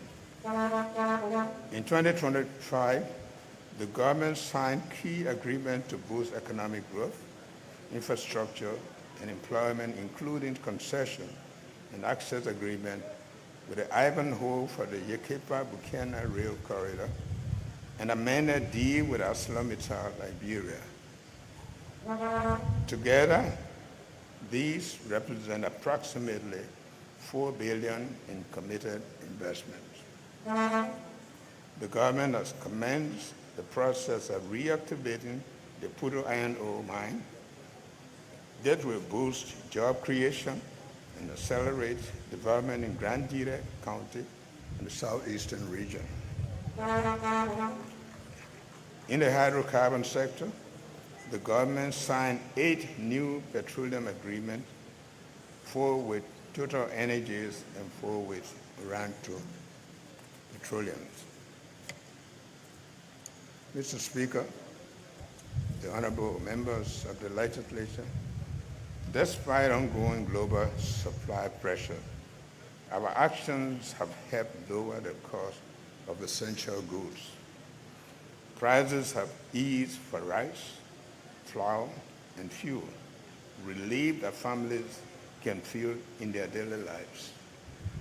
For instance, 25 kilogram bag of Indian parboiled rice now retails at $14.50.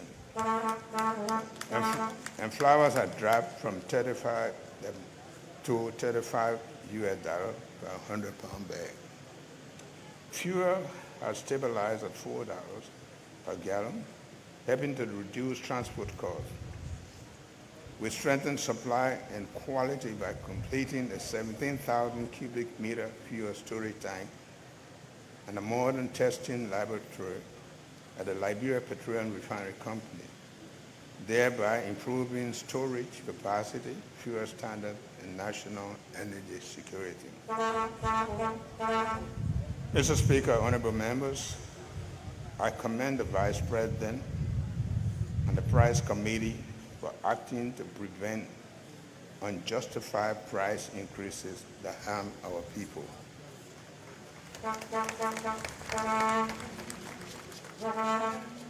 Let me be clear. Business that exploits consumers will be held accountable. Job creation remains a top priority for my administration. Our job creation strategy has focused on addressing the binding and structural constraints to growth, including investment in roads, energy. In this connection, we have created more than 70,000 short and medium-term jobs across the infrastructure, agriculture, social protection, and small businesses, among other sectors. Going forward, the Youth Entrepreneurship and Investment Bank project launched in 2025 will support 30,000 youth-led businesses, creating over 120,000 direct and indirect jobs for the youth. The National Employment Acceleration Strategy focused on agriculture, public works, skill training, and support to small enterprises has been finalized. This will facilitate more Liberians to earn decent livelihood with dignity. Honorable members of the legislature, on January 15, 2025, the Liberian government launched the Arrest Agenda for Inclusive Development 2025 to 2029 and the 15th County Development Agenda in Buchanan-Grand-Bassa County. These initiatives reaffirm the country's commitment to Vision 2030, focusing on delivering measurable results through decisive implementations. The current budget allocates $290 million for capital investment in public sector investment projects, making this one of the largest recent government programs.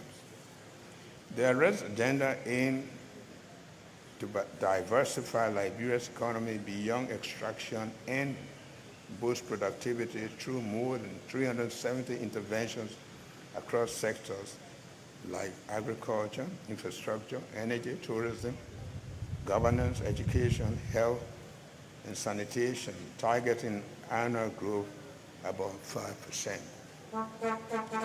The broader goal will include raising GDP per capita above $1,050 by 2029, reducing the trade deficit and lowering poverty risk. Mr. Vice President, Mr. Speaker, Madam Pro Temperature, and members of the legislature, I am pleased to report today that we have made substantial progress across key sectors, including agriculture, the heart of the Arrest Agenda for Inclusive Development, and the driver of job creation, food security, and growth.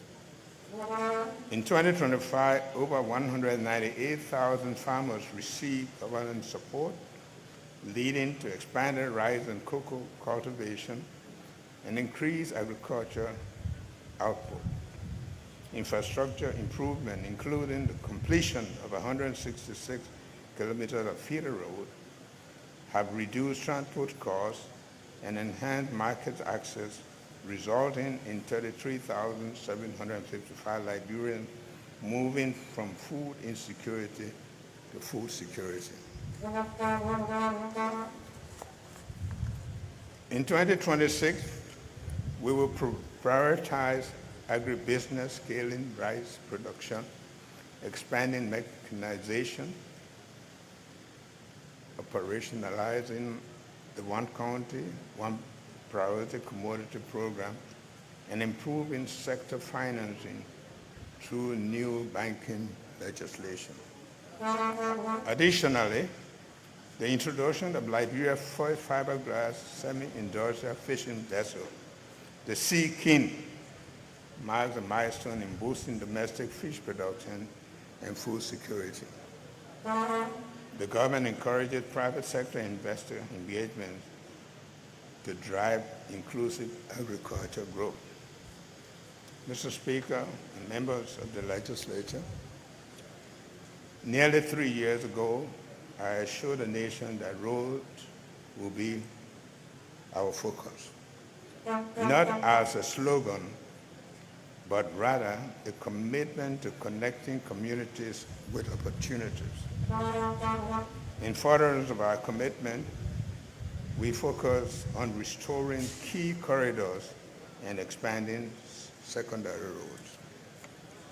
We increased Liberia's paved roads from under 12% to 20%, and maintain more than 780 kilometers of major roads, ensuring year-round access.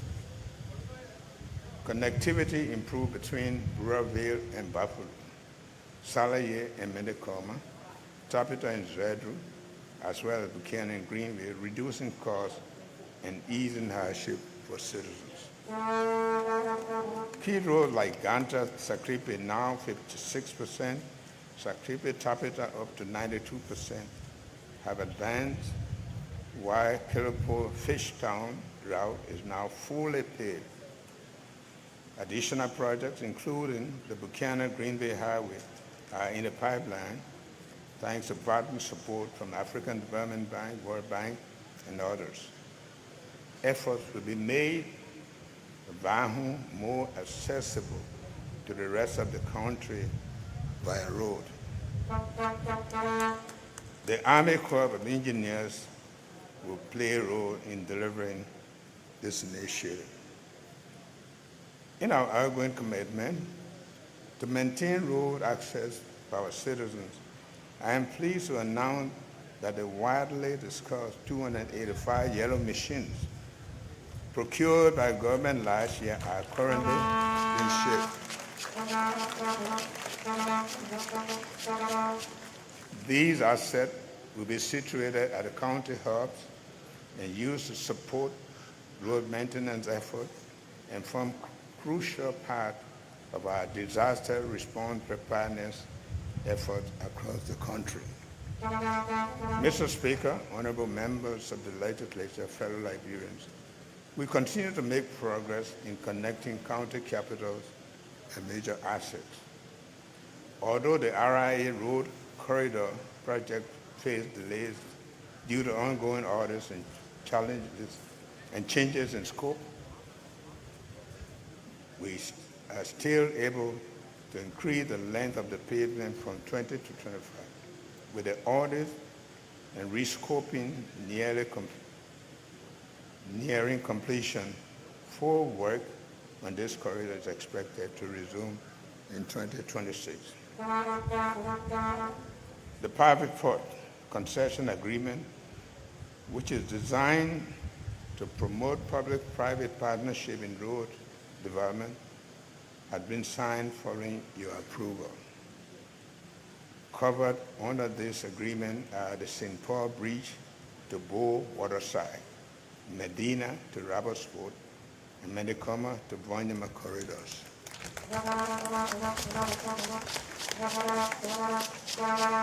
Construction of this project is scheduled to begin next month with a groundbreaking ceremony. Urban improvement on alleyways, drainages, and lighting in communities such as Cinco, Byton, and Carware, the Japan Freeway, and Marshall are ongoing, improving access and security for communities. Work on the overpass on the Tubman Boulevard has commenced and are set for completion by 2027. The rural areas, 411 kilometers rural roads and 122 kilometers urban roads, have been paved since the administration began. Looking ahead, the goal is to surpass 485 kilometers of paved road by 2029, strengthening national unity. Mr. Speaker, honorable members of the legislature, electricity is a critical enabler for industrialization and other critical development programs. In 2025, the government, through the Liberia Electricity Corporation, focused on stabilizing this energy sector and expanding access as part of the ARREST agenda and our national energy compact. Over 83,000 new connections were established, covering communities in Montserrat and electrify 124 villages in Grand Bassa, Riverset, Bone, and Nimba. Through these initiatives, 17,000 households have access to power for their first time. Electricity tariffs have been cut to ease household costs, positioning energy as a driver for growth. Through the Rural and Renewable Energy Agency, we use solar power to provide electricity for 88 clinics across 14 counties and rural regions. Harper, Barclay Bay, Caribbean, Zozo cities have each benefited with 173 street lights as part of the lighting of rural communities. We have installed 3,791 street lights through the CLSG Rural Electrification Program, benefiting over 124 towns and villages in Nimba, Grand Basin, Riverside, and Bon counties. The program also provided electricity to 2 universities, ABC and Cottington, 2 hospitals, Riverside District and Mother of Light Rehab, and is strengthening the cross-border grid in Nimba, Bon, and Margibi counties. Mount Coffee Hydro Power remained reliable. Outages decreased. Electricity sales rose by 24%. Revenue topped $71 million, and collection efficiency reached 94%. Further investment in reforms of LEC will aim at addressing inefficiencies, stabilizing the utility, and ensuring reliable services. In 2026, we plan to have 100,000 new connections, deploy advanced transmission lines and smart meters, reduce system losses by 35%, with more improvements ahead. Major projects underway include 250 megawatt gas to power plant, the 200 megawatt solar plant and storage, and a new hydropower project on the St. John River alongside existing solar, thermal, and hydropower capacity totaling 700 megawatts. Through our digital initiative, we created a new ICT strategic action plan to modernize the national telecom framework and half of the government agencies have transitioned to unified ICT system. By November 2025, 56% of these entities had fiber optic networks installed, and 80% of the critical ICT infrastructure was secured with cyber security measures. Digital finance advanced with mobile money use rising from 46% to 58% in 2025. The central bank launched the inclusive instant payment system, enabling real-time transactions and cross-border payments across Africa. Mobile network coverage expanded into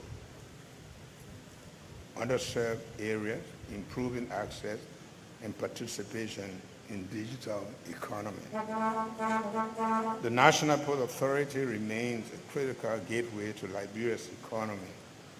Following my visit to Morocco last November, the Moroccan Port Development Entity agreed to invest in equipment and logistics for the Port of Monrovia, breaking a long-standing monopoly and boosting competition. Master plan for the Port of Monrovia and Buchanan have been developed. Tariff reforms are driving revenue growth. Further upgrades will include dredging the Port of Monrovia for larger ships, easing congestion, reducing costs, and introducing 24-hour operation.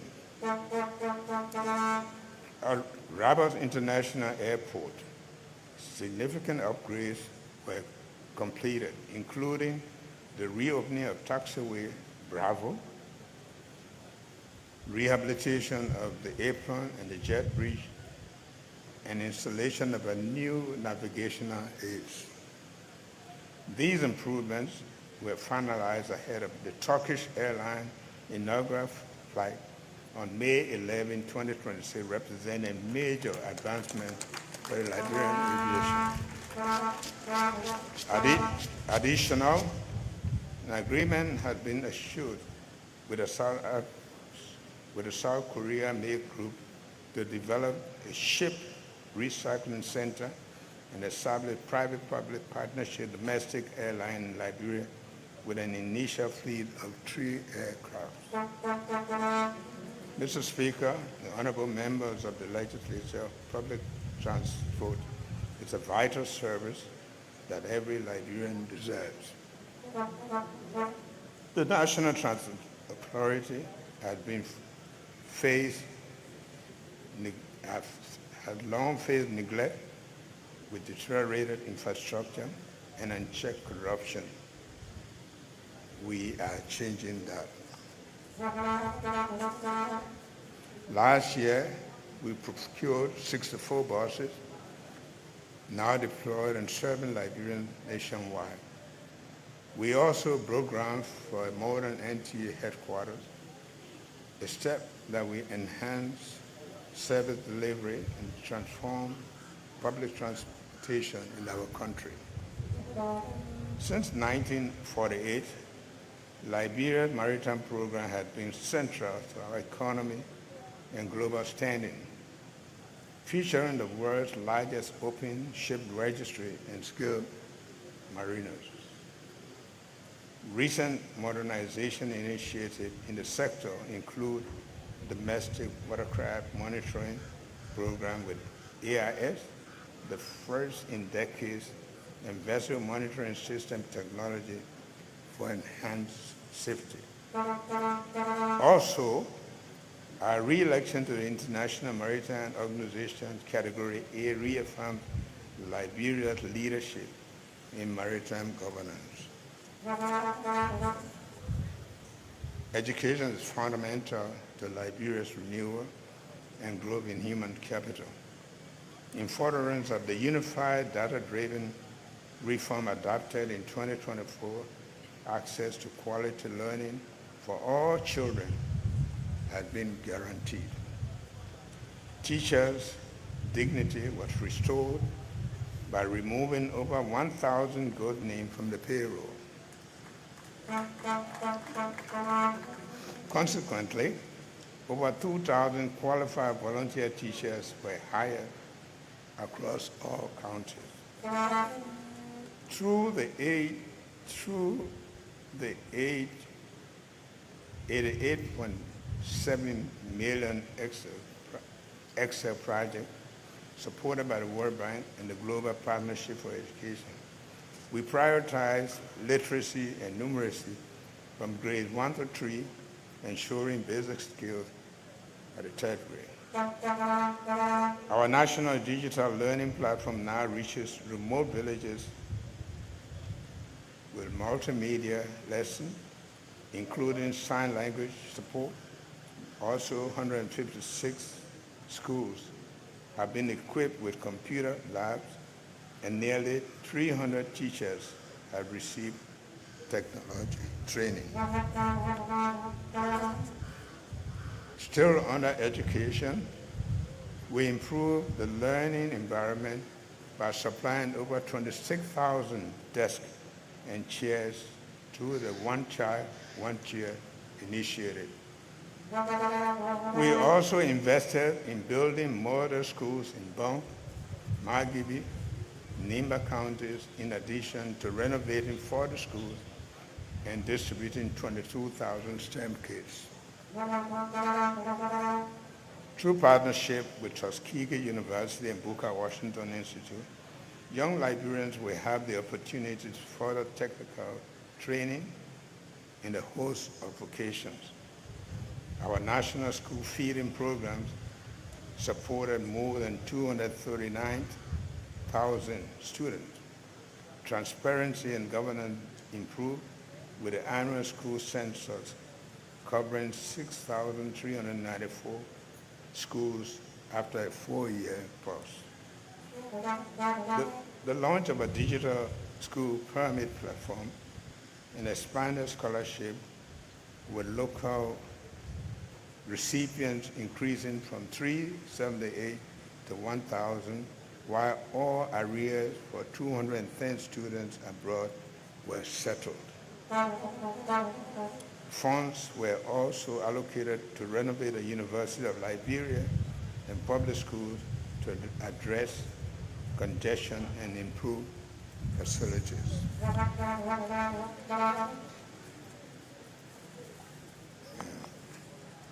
To further demonstrate our commitment to education, funds were provided for the renovation of the University of Liberia and several public schools across the country. This intervention will address the long-standing post-Civil War problem of congestion. Last year, the health sector saw significant improvement. Maternal death dropped nationwide. Immunization coverage for children under 1 reached 88%, and medicine stock out decreased from 95 to 5%. We thank Gavi, the Vaccine Alliance, for strengthening Liberia's immunization program. With their support, Liberia has expanded vaccine access and improved public health while meeting all co-financing commitments for the first time in 10 years. We recorded significant progress in addressing infrastructure constraints confronting the health sector. Reconstruction work on the C.H.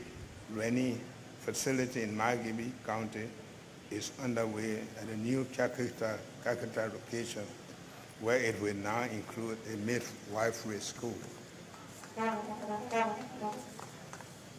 Construction work on the neuropsychiatric hospital in Bensonville is now 75%, while work on the regional diagnostic center in Bond County is 85%. To support the continued delivery of quality services in the sector, a new midwifery training program has been initiated at Bumming Community College and budget allocated for a smooth operation of the ERWA hospital. Data is vital for planning and response. So the government set up a National Health Intelligence Center to improve data-driven decision-making. The system has demonstrated effectiveness, as recent data indicate that tuberculosis notification rose by 7.5% over the past year, while incident and mortality decreased by 28% and 49% respectively.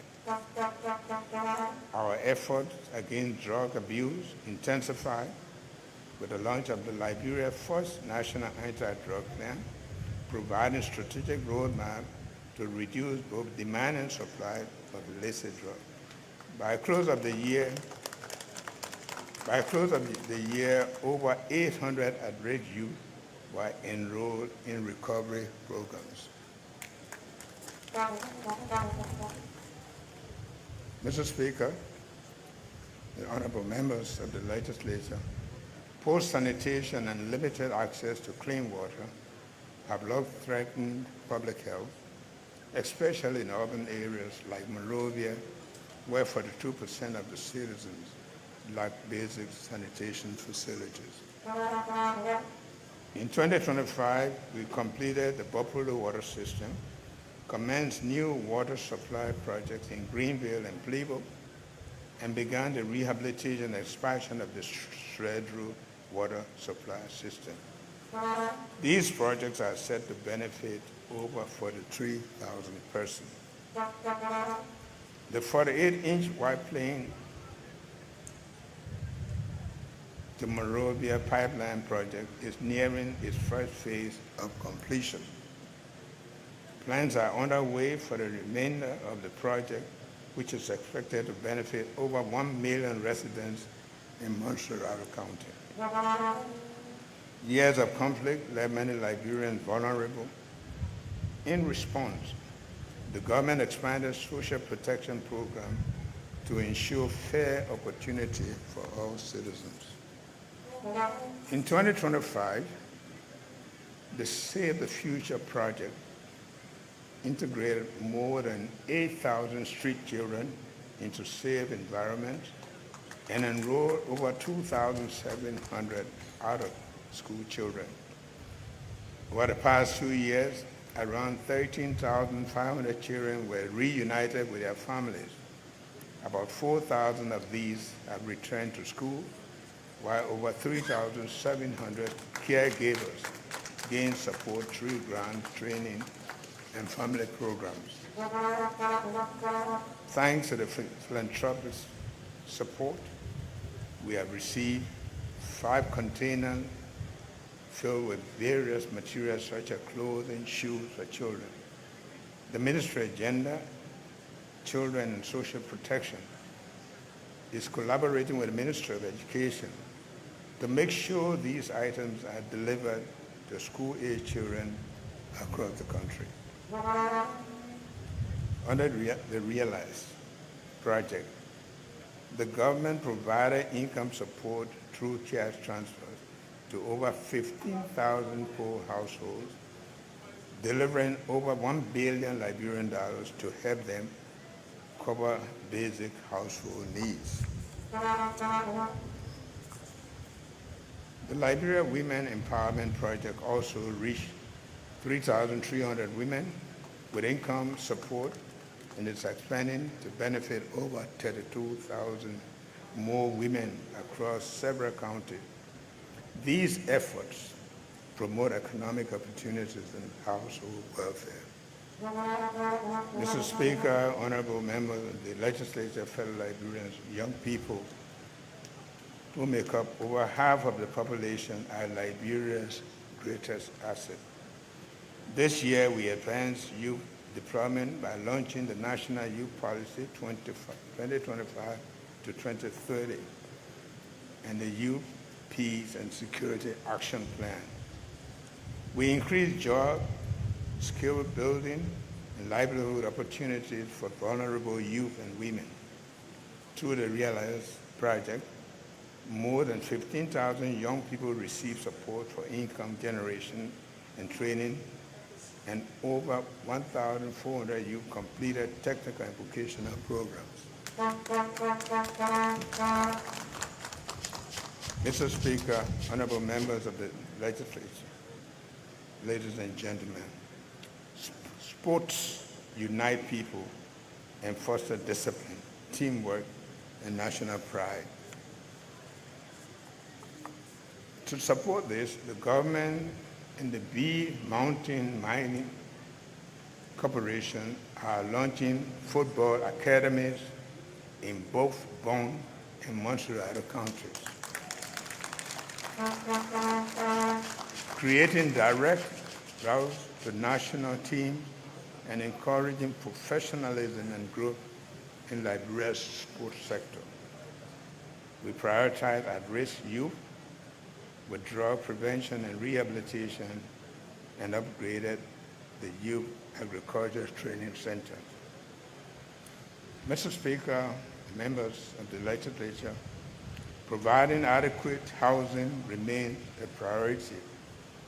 Many Liberians live in overcrowded, insecure conditions. To address this, the National Housing Authority will begin building 600 social housing units across 6 counties in February this year. Mr. Speaker, members of the legislature, Liberia's long-standing governance challenges have contributed to the weakening to weakening our institutions and decline in public trust. My administration is committed to restoring confidence through the strengthening integrity, accountability, and transparency. A step in this direction is a requirement for heads of institutions to sign performance contracts and comply clearly with defined standards under our new established performance management and compliance system. Working with the Liberia Anti-Corruption Commission, we secured 11 indictments, obtained 2 convictions, and had 1 acquittal. 4 prosecutions are ongoing. Meanwhile, we enforce administrative measures by suspending or dismissing officials involved in misconduct. Additionally, we have strengthened asset declaration rules and introduced ethics textbook in schools. The General Auditing Commission made major strides, completing 94 out of 105 audits. This includes the domestic debt audit from 2018 to 2023, which rejected over 704 million US in unsupported claims. For this first time, a system audit of the House of Representatives for 2021 to 2024 was conducted with a report expected in March 2026.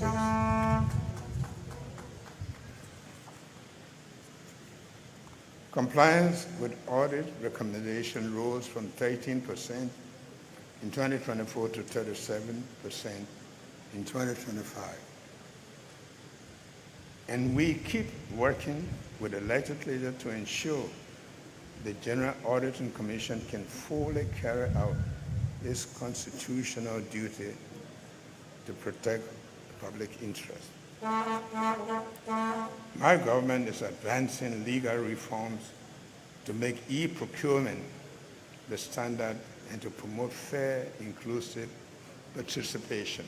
In 2025, the Public Procurement and Concession Commission moved Liberia's procurement system forward by expanding electronic procurement and strengthening oversight in over 50 public entities.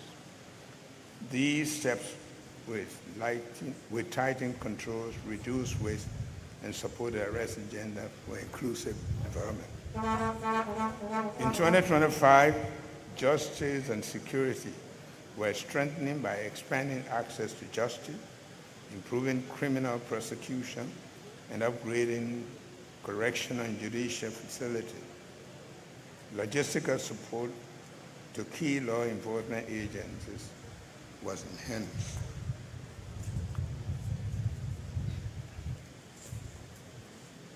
The Liberia Drug Enforcement Agency seized nearly 10 metric tons of illicit drugs and arrested over 550 suspects, while the immigration sector enhanced border security and migration process.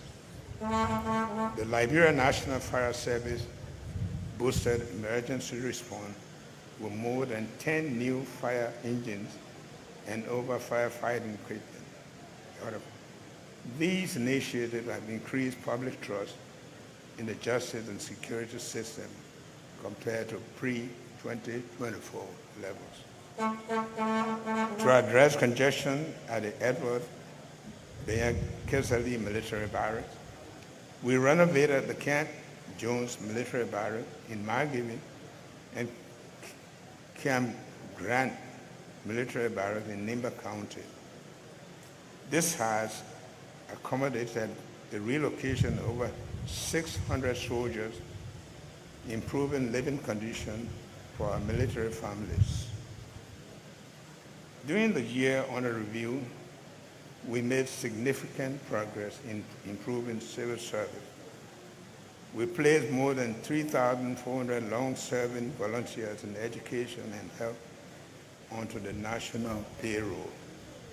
To boost morale and productivity, we increased the salaries for over 23,000 frontline workers in health, education, security, and agriculture.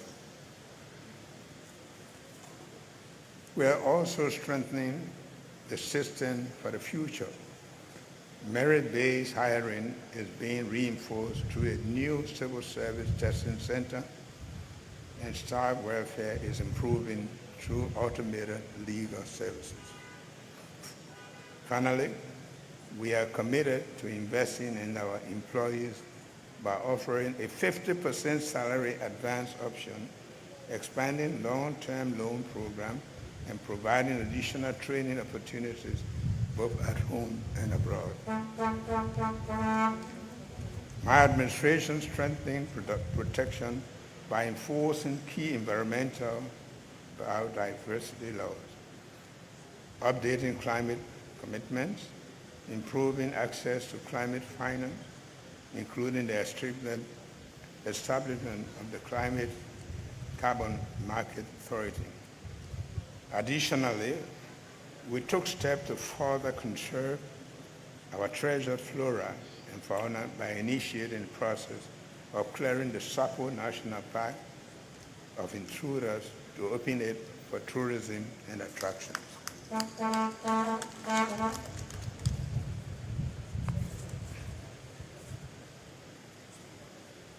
We also established a modern environmental laboratory, ratified the biodiversity beyond national jurisdiction agreement, and decentralized environmental governance. Liberia remains committed to responsible stewardship, ensuring that environmental protection, economic growth, and prosperity advance together for this generation and the next. Honorable members of the legislature, land governance remains a persistent challenge that affects livelihood, food security, culture, the economy, development, and climate change. Poor management has led to land grabs, dispute, and social conflict. In 2024, we imposed a moratorium on the public land sales to prevent speculative land grabs. It was lifted only after establishing clear guidelines and a standardized national deeding system in 2025. These measures now ensure full land allocation is fair, transparent, and accountable. In 2025, the government continued decentralization effort by deploying counter-service center coordinators across all 15 counties and serving over 32,000 citizens and boosting local revenue generation. County development planning units and treasury assessment strengthening fiscal management.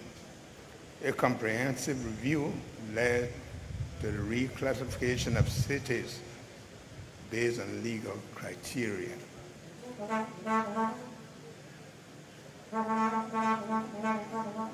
To promote participatory governance, more than 1,800 traditional leaders were appointed, and the National Assembly of Chiefs was convened in 2025 in Bangan, Bong County, in November 2025.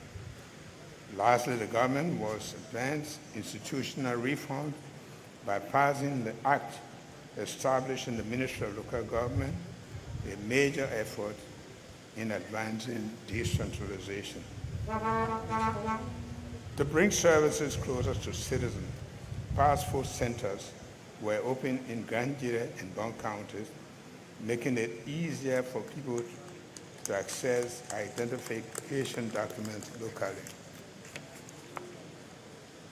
Mr. Vice President, Mr. Speaker, members of the legislature, my foreign policy is guided by a firm commitment to international systems grounded in the United Nations multilateralism and international law. I believe these are vital for global cooperation and peaceful conflict resolution. In 2025, we worked to restore Liberia's international credibility and reestablish it as a respected member of the global community. Our foreign policy now prioritizes national interest, integrity, and resolve, focusing on tangible benefits to Liberian and strengthening our country's standing. Liberia's election to a non-permanent United Nations Security Council seat for 2026-2027, with 181 out of 193 votes in the General Assembly vote, demonstrate renewed global confidence in our leadership. This historic achievement raises Liberia's profile and enables us to contribute to international peace with emphasis on women, youth, climate, stability in our region. Liberia continues to play leading roles in ECOWAS, the Monrovia Union, and African Union. We have also deepened our bilateral relations with the United States of America, evidenced by extending B1, B2 visa validity for Liberians from 12 to 36 months and launching a $124 million health partnership. In the past year, Liberia strengthened ties with France, Serbia, Morocco, China, Barbados, Bahamas, UAE, Rwanda, Monrovia Union, ECOWAS, African Union, and European Union. Economic diplomacy is now a clear priority. We are shifting from aid dependent to trade and investment. We have engaged over 50 foreign and diaspora investors in priority sectors, agriculture, energy, and infrastructure. Honorable members of the legislature, Liberia's progress in 2025 reflects renewed international credibility. As we take our seat on the UN Security Council and strengthen regional leadership, this administration will pursue a foreign policy that promotes peace, prosperity, inclusion, and national pride. Liberia is also set to strengthen its global standing by hosting international meetings. To this end, we have undertaken the construction of the Monrovia Union Presidential Center for Regional Peace Development in Foya, Lofa County. The facility is fully owned by the Liberian government and includes a 500-seat conference hall and secure accommodation villas for visiting dignitaries. We are also pleased to acknowledge the invaluable contribution of the Angie Brooks Women's Center Situation Room in the promotion of peace and democracy. It is also commendable that the United Nations Security Council has recognized them as an exemplary mechanism for monitoring potential hotspots, incidents involving violence, harassment, and intimidation. The Monrovia Union Presidential Center will serve as a significant resource for their efforts in the future. Mr. Speaker, members of the legislature, the Liberian diaspora is not just our family abroad. They're a vital national asset, bringing skills, capital, and pride to Liberia's development. In 2024, we pledged to strengthen diaspora engagement, and I am pleased to report real progress. The inaugural Liberia Diaspora Conference in Washington, D.C. led to clear recommendations, including the establishment of a diaspora commission. We will soon bring this proposal to the legislature. Across the country, diaspora entrepreneurs and professionals are returning to invest in infrastructure, agriculture, health, education, and technology. Many are also building homes and launching new enterprises. We recognize these efforts through the Year of Return program. I must also stress that we are appalled by the distressing losses suffered by members of the diaspora community in various housing projects, including the Millennium Estate housing project. We will continue to work with all parties to ensure justice for those impacted. Mr. President, Mr. Speaker, the honorable members of the legislature, a nation that refuses to reconcile hinders its own progress and remains bound to the weight of the past. As such, reconciliation is essential for our growth as a nation's progress in healing and growth for future generations. My administration has taken meaningful steps, including implementing Truth and Reconciliation Commission recommendations. Last year, we reburied former President William R. Tolbert Jr. and Samuel K. Doe Sr. with dignity and respect, and we formally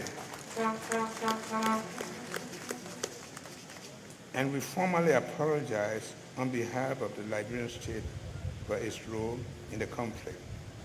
These actions were necessary steps towards healing, acknowledgement, and national closure. We are considering Reconciliation Commission and have established the Office of the War and Economic Crimes Court, which has completed draft laws for your review.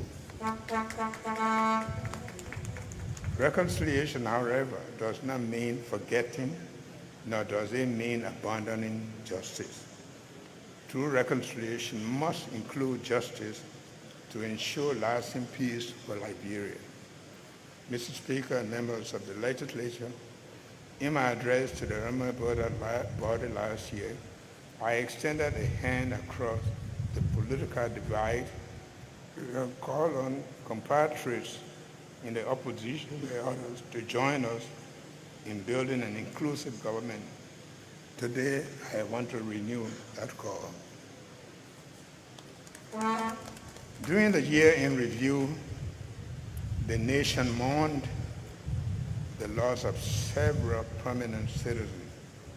Among these were Judge Lavinia V. Ashtompton, former probate court judge, former dean of the Louis Otto Grant School of Law, Honorable Dr. Emilia Angeline Hope Ward, former Minister of Planning and Economic Affairs, Nimba County Senator Prince Yomi Johnson, Honorable Joy Musu Freeman Sumo, former Senior Senator from Montserrat, Honorable Ambassador James T. Toplin, former Liberian Ambassador, Federal Republic of Nigeria, former Ambassador to the Republic of Benin and Republic of Togo. Honorable Dr. El Mohamed Sharif, former Vice Chair of the Council of State, Liberia National Transition Government, Madam Nancy Bondo, former First Lady of the Republic of Liberia, Honorable Sylvester M. Grigsby, former Minister of State for Presidential Affairs and Chief of Staff to the President, Republic of Liberia, Professor Florence Serena Blyden, former Professor, University of Liberia, and a host of others. A fuller list will be published. Mr. Vice President, Madam First Lady, Mr. Speaker, Madam Pro Tem, and members of the legislation, Mr. Chief Justice, Associate Justices, and members of the Judiciary, Madam Dean, and members of the Cabinet.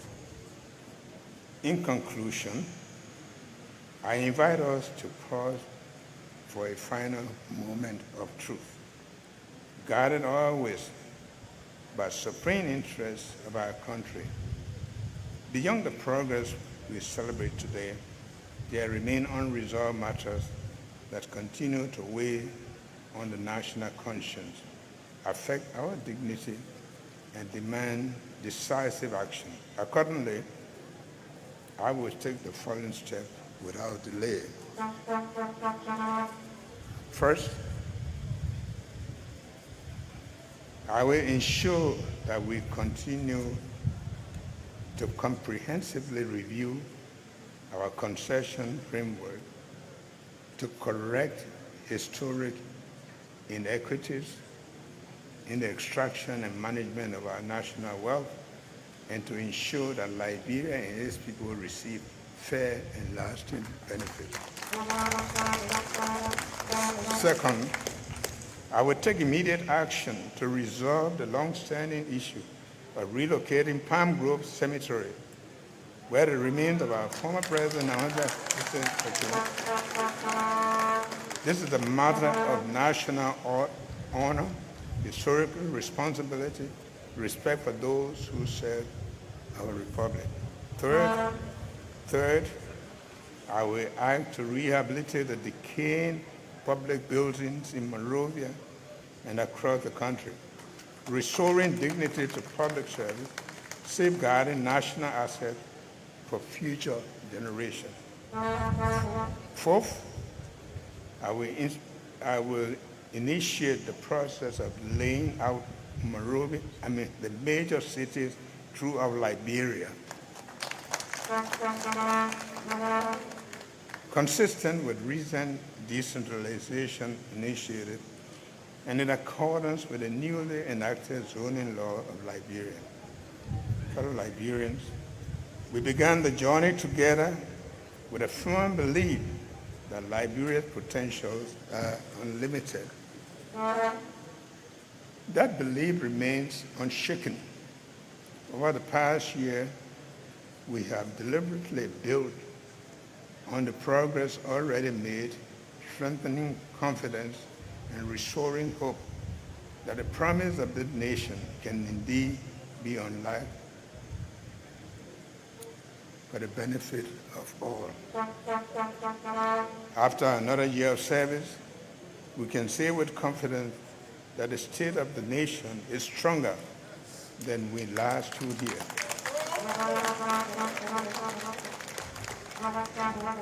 The gains we have recorded are not an end in themselves.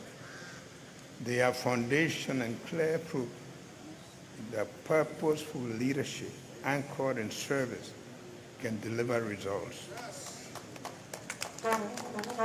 These achievements affirm our belief that Liberia's best days are ahead of us. Yet, we must not become complacent. As we deepen the implementation of the arrest agenda for inclusive development this year and beyond, we move forward with resolve, courage, clarity of purpose. We are guided by a simple but enduring truth. Leadership is not defined by titles or privilege, but by humility, fidelity to our oath, and honor to the Republic. We are here to serve the Liberian people, not to serve ourselves. If our purpose strays from service, disappointment will follow, and the truth will be unavoidable that we belong elsewhere. Service is the measure of leadership. We stand today at a defining moment between our past and our future. The choices we make now will determine whether we advance or fall behind, whether we honor or betray the hopes entrusted to us. Let us therefore commit together with one heart to move forward and not backward, mindful that what we do today will shape the Liberia of tomorrow. Let us govern, legislate, and judge in the supreme interest of the Liberian people, knowing that history will render its verdict on whether we rose to the moment or changed the course of our nation for better. With faith in God, confidence in our people, and love for country, I ask all of us to think Liberia, love Liberia, get up this. God bless us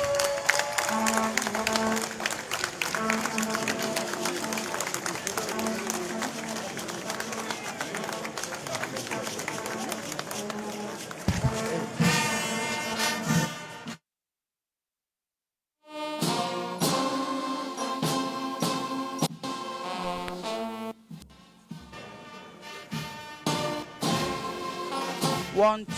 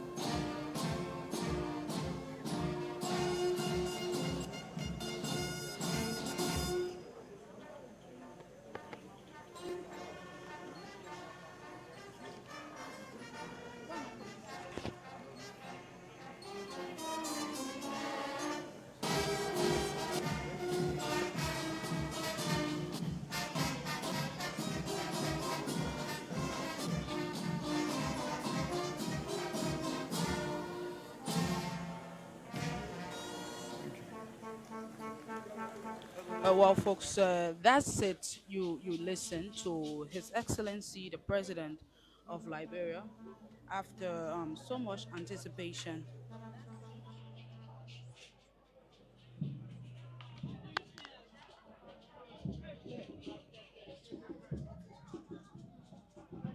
After so much anticipation, His Excellency, have responded, and you listen to the address here at the grounds of the capital after 1 hour 27 minutes. He explained to Liberians in detail as it relates to what the government has achieved, what are some of the challenges the government is confronted with, and where the country stands at the moment. But to just run you through a few highlights as to what are some of the things he highlighted. There are several other things he highlighted as president. Having exhausted the purpose for which we are gathered here today, the presiding will entertain a motion to dissolve this joint legislative session for today. I hereby recognize Senator Nyuma Boakai Jr. of Nyuma County to make the motion.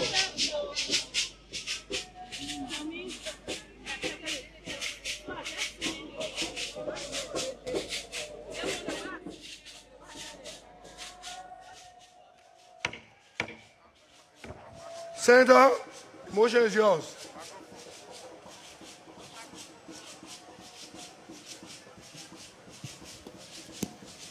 Mr. Speaker and Presiding Officer, Mr. President and Vice President of the Senate, Mr. Vice President and President of the Senate, Madam Pro Tem of the Liberian Senate, Honorable Deputy Speaker and distinguished members of the 55th Legislature, having satisfied the requirements of Chapter 6, Article 58 of the 1986 Constitution that requires this legislature or the legislature to convene in a joint session for the purpose of receiving the President's annual message, I move, if I can obtain a second, that this joint legislative session of the 55th Legislature adjourn.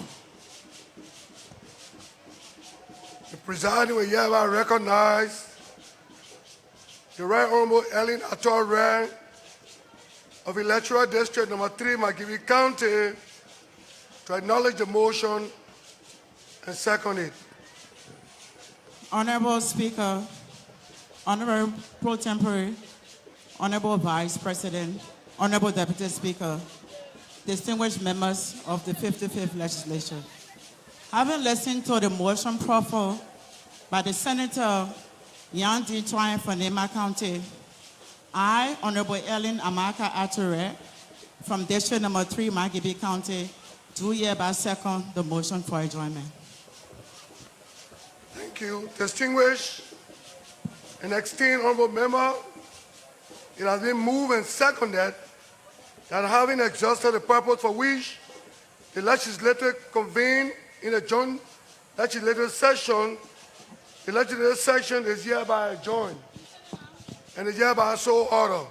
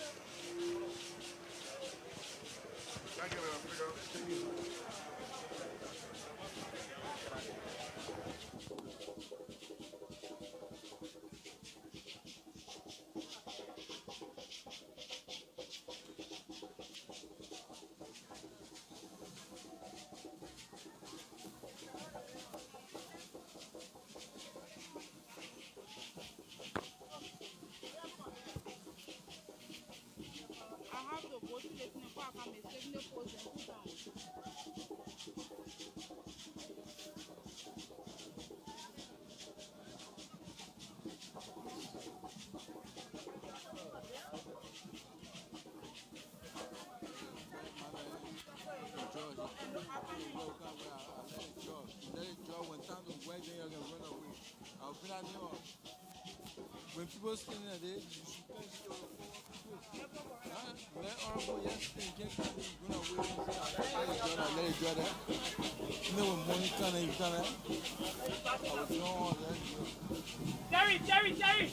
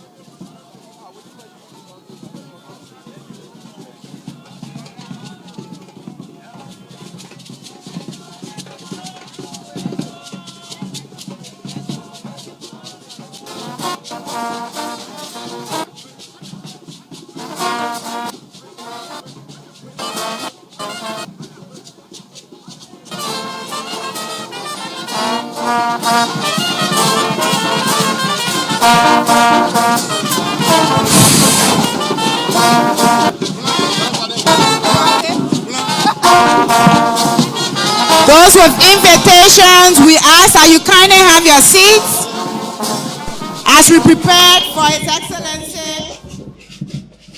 to attend the reception. So, thank you for rejoining us. It has been a wonderful time here on the grounds of the chapter. What we all anticipated. We ask everyone to kindly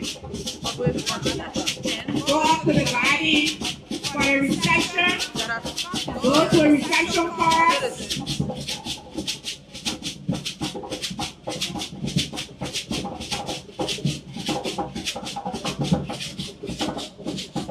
We have different food stations. To give you a rundown, President Boakai concluded his annual address with a strong statement Officers kindly usher members of the diplomatic corps for the after another year reception. of service, we can say with confidence that the state of our nation is stronger than when we last stood here. The gains we have recorded are not an end in themselves. They are a foundation and clear proof that purposeful leadership accord in service can deliver results. These achievements affirm our belief that Liberia's best days are ahead of us. Yet, we must not become complacent. As we deepen the implementation of the government arrest agenda for inclusive development this year and beyond, we move forward with resolve, courage, and clarity of purpose. We are guided by a simple but enduring trust. Leadership is not defined by titles or privilege, but by humanity. So that was how President Boakai, drew Liberians' attention after he highlighted major gains by the government. He also announced the arrival of the air-moving equipment to Liberia. These are issues. These are things President Boakai promised to help widen, to help open major corridors from major cities to connect, to help lessen the stress of farmers and other Liberians who will be finding it difficult to make their way through to the main capital.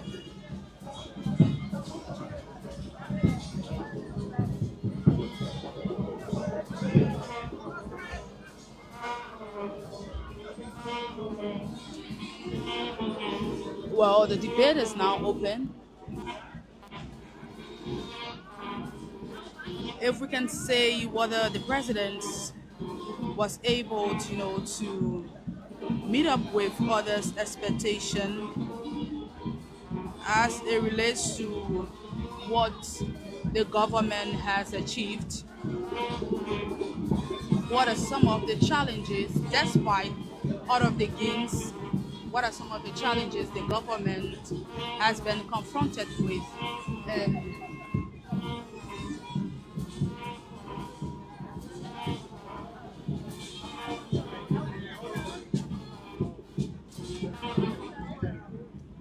So at this point, we are seeing some opposition leaders. We ask those with invitation cards for the reception kindly go over to the garden.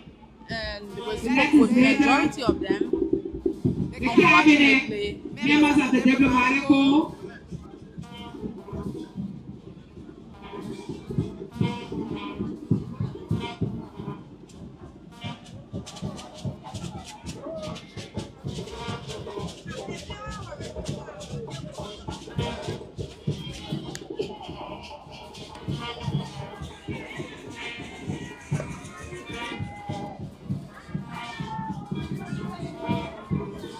If you listen to the president, there are a lot of things in his speech to be excited about. It is about time to further research things that have been said.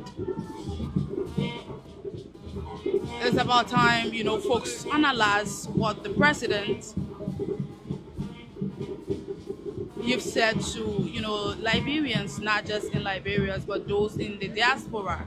Because whatever, was said here today will benefit not just those within Liberia, but those, from the diaspora.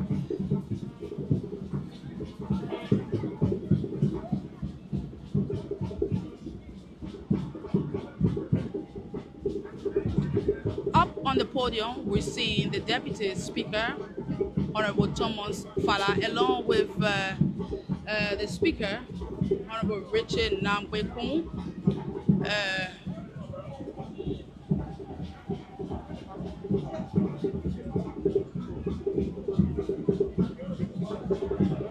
And other lawmakers, they are all here. They were here to grace the occasion. Some, they are having chats. And while other, they're trying to engage with a few others. The atmosphere here is exciting. It is overwhelming. As Liberians, they've come together to listen to their leader.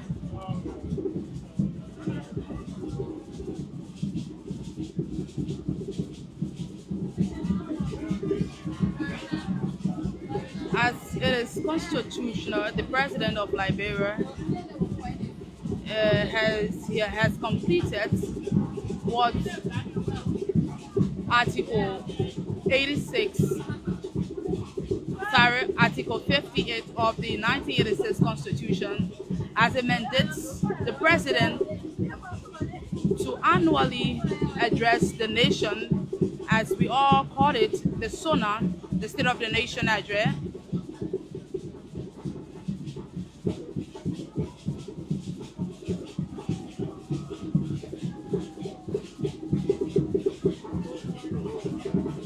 To update citizens about what the government have been able to achieve, what challenges the administration is faced with, and where the country stands at the moment.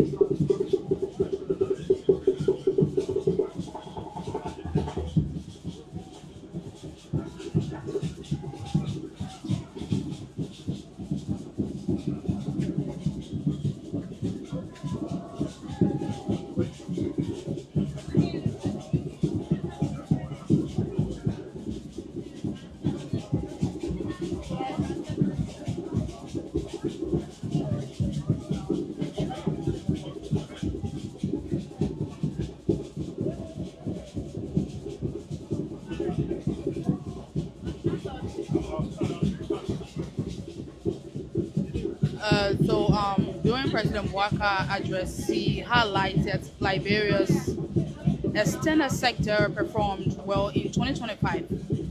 The gross international reserves increased from 475 million in 2024 to 576 million, surpassing the previous year by US 101 million. So that's a wonderful increase. That's a wonderful, improvement there.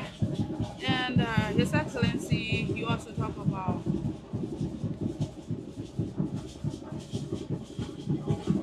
the arrival of earth-moving equipment, as it was promised by the government to help with road connectivity.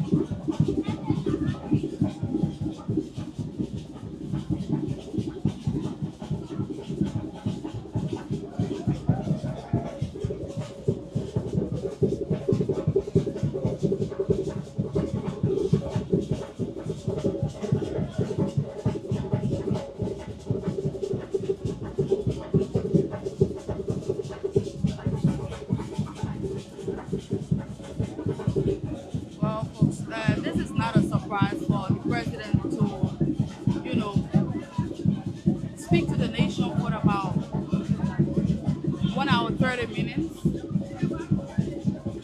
He had so much to present to his people. He had so much to, explain, to say to Liberians. And I can simply tell you that there are a lot of Liberians who are excited about what they've heard from the President's annual message. There are a lot of takeaways.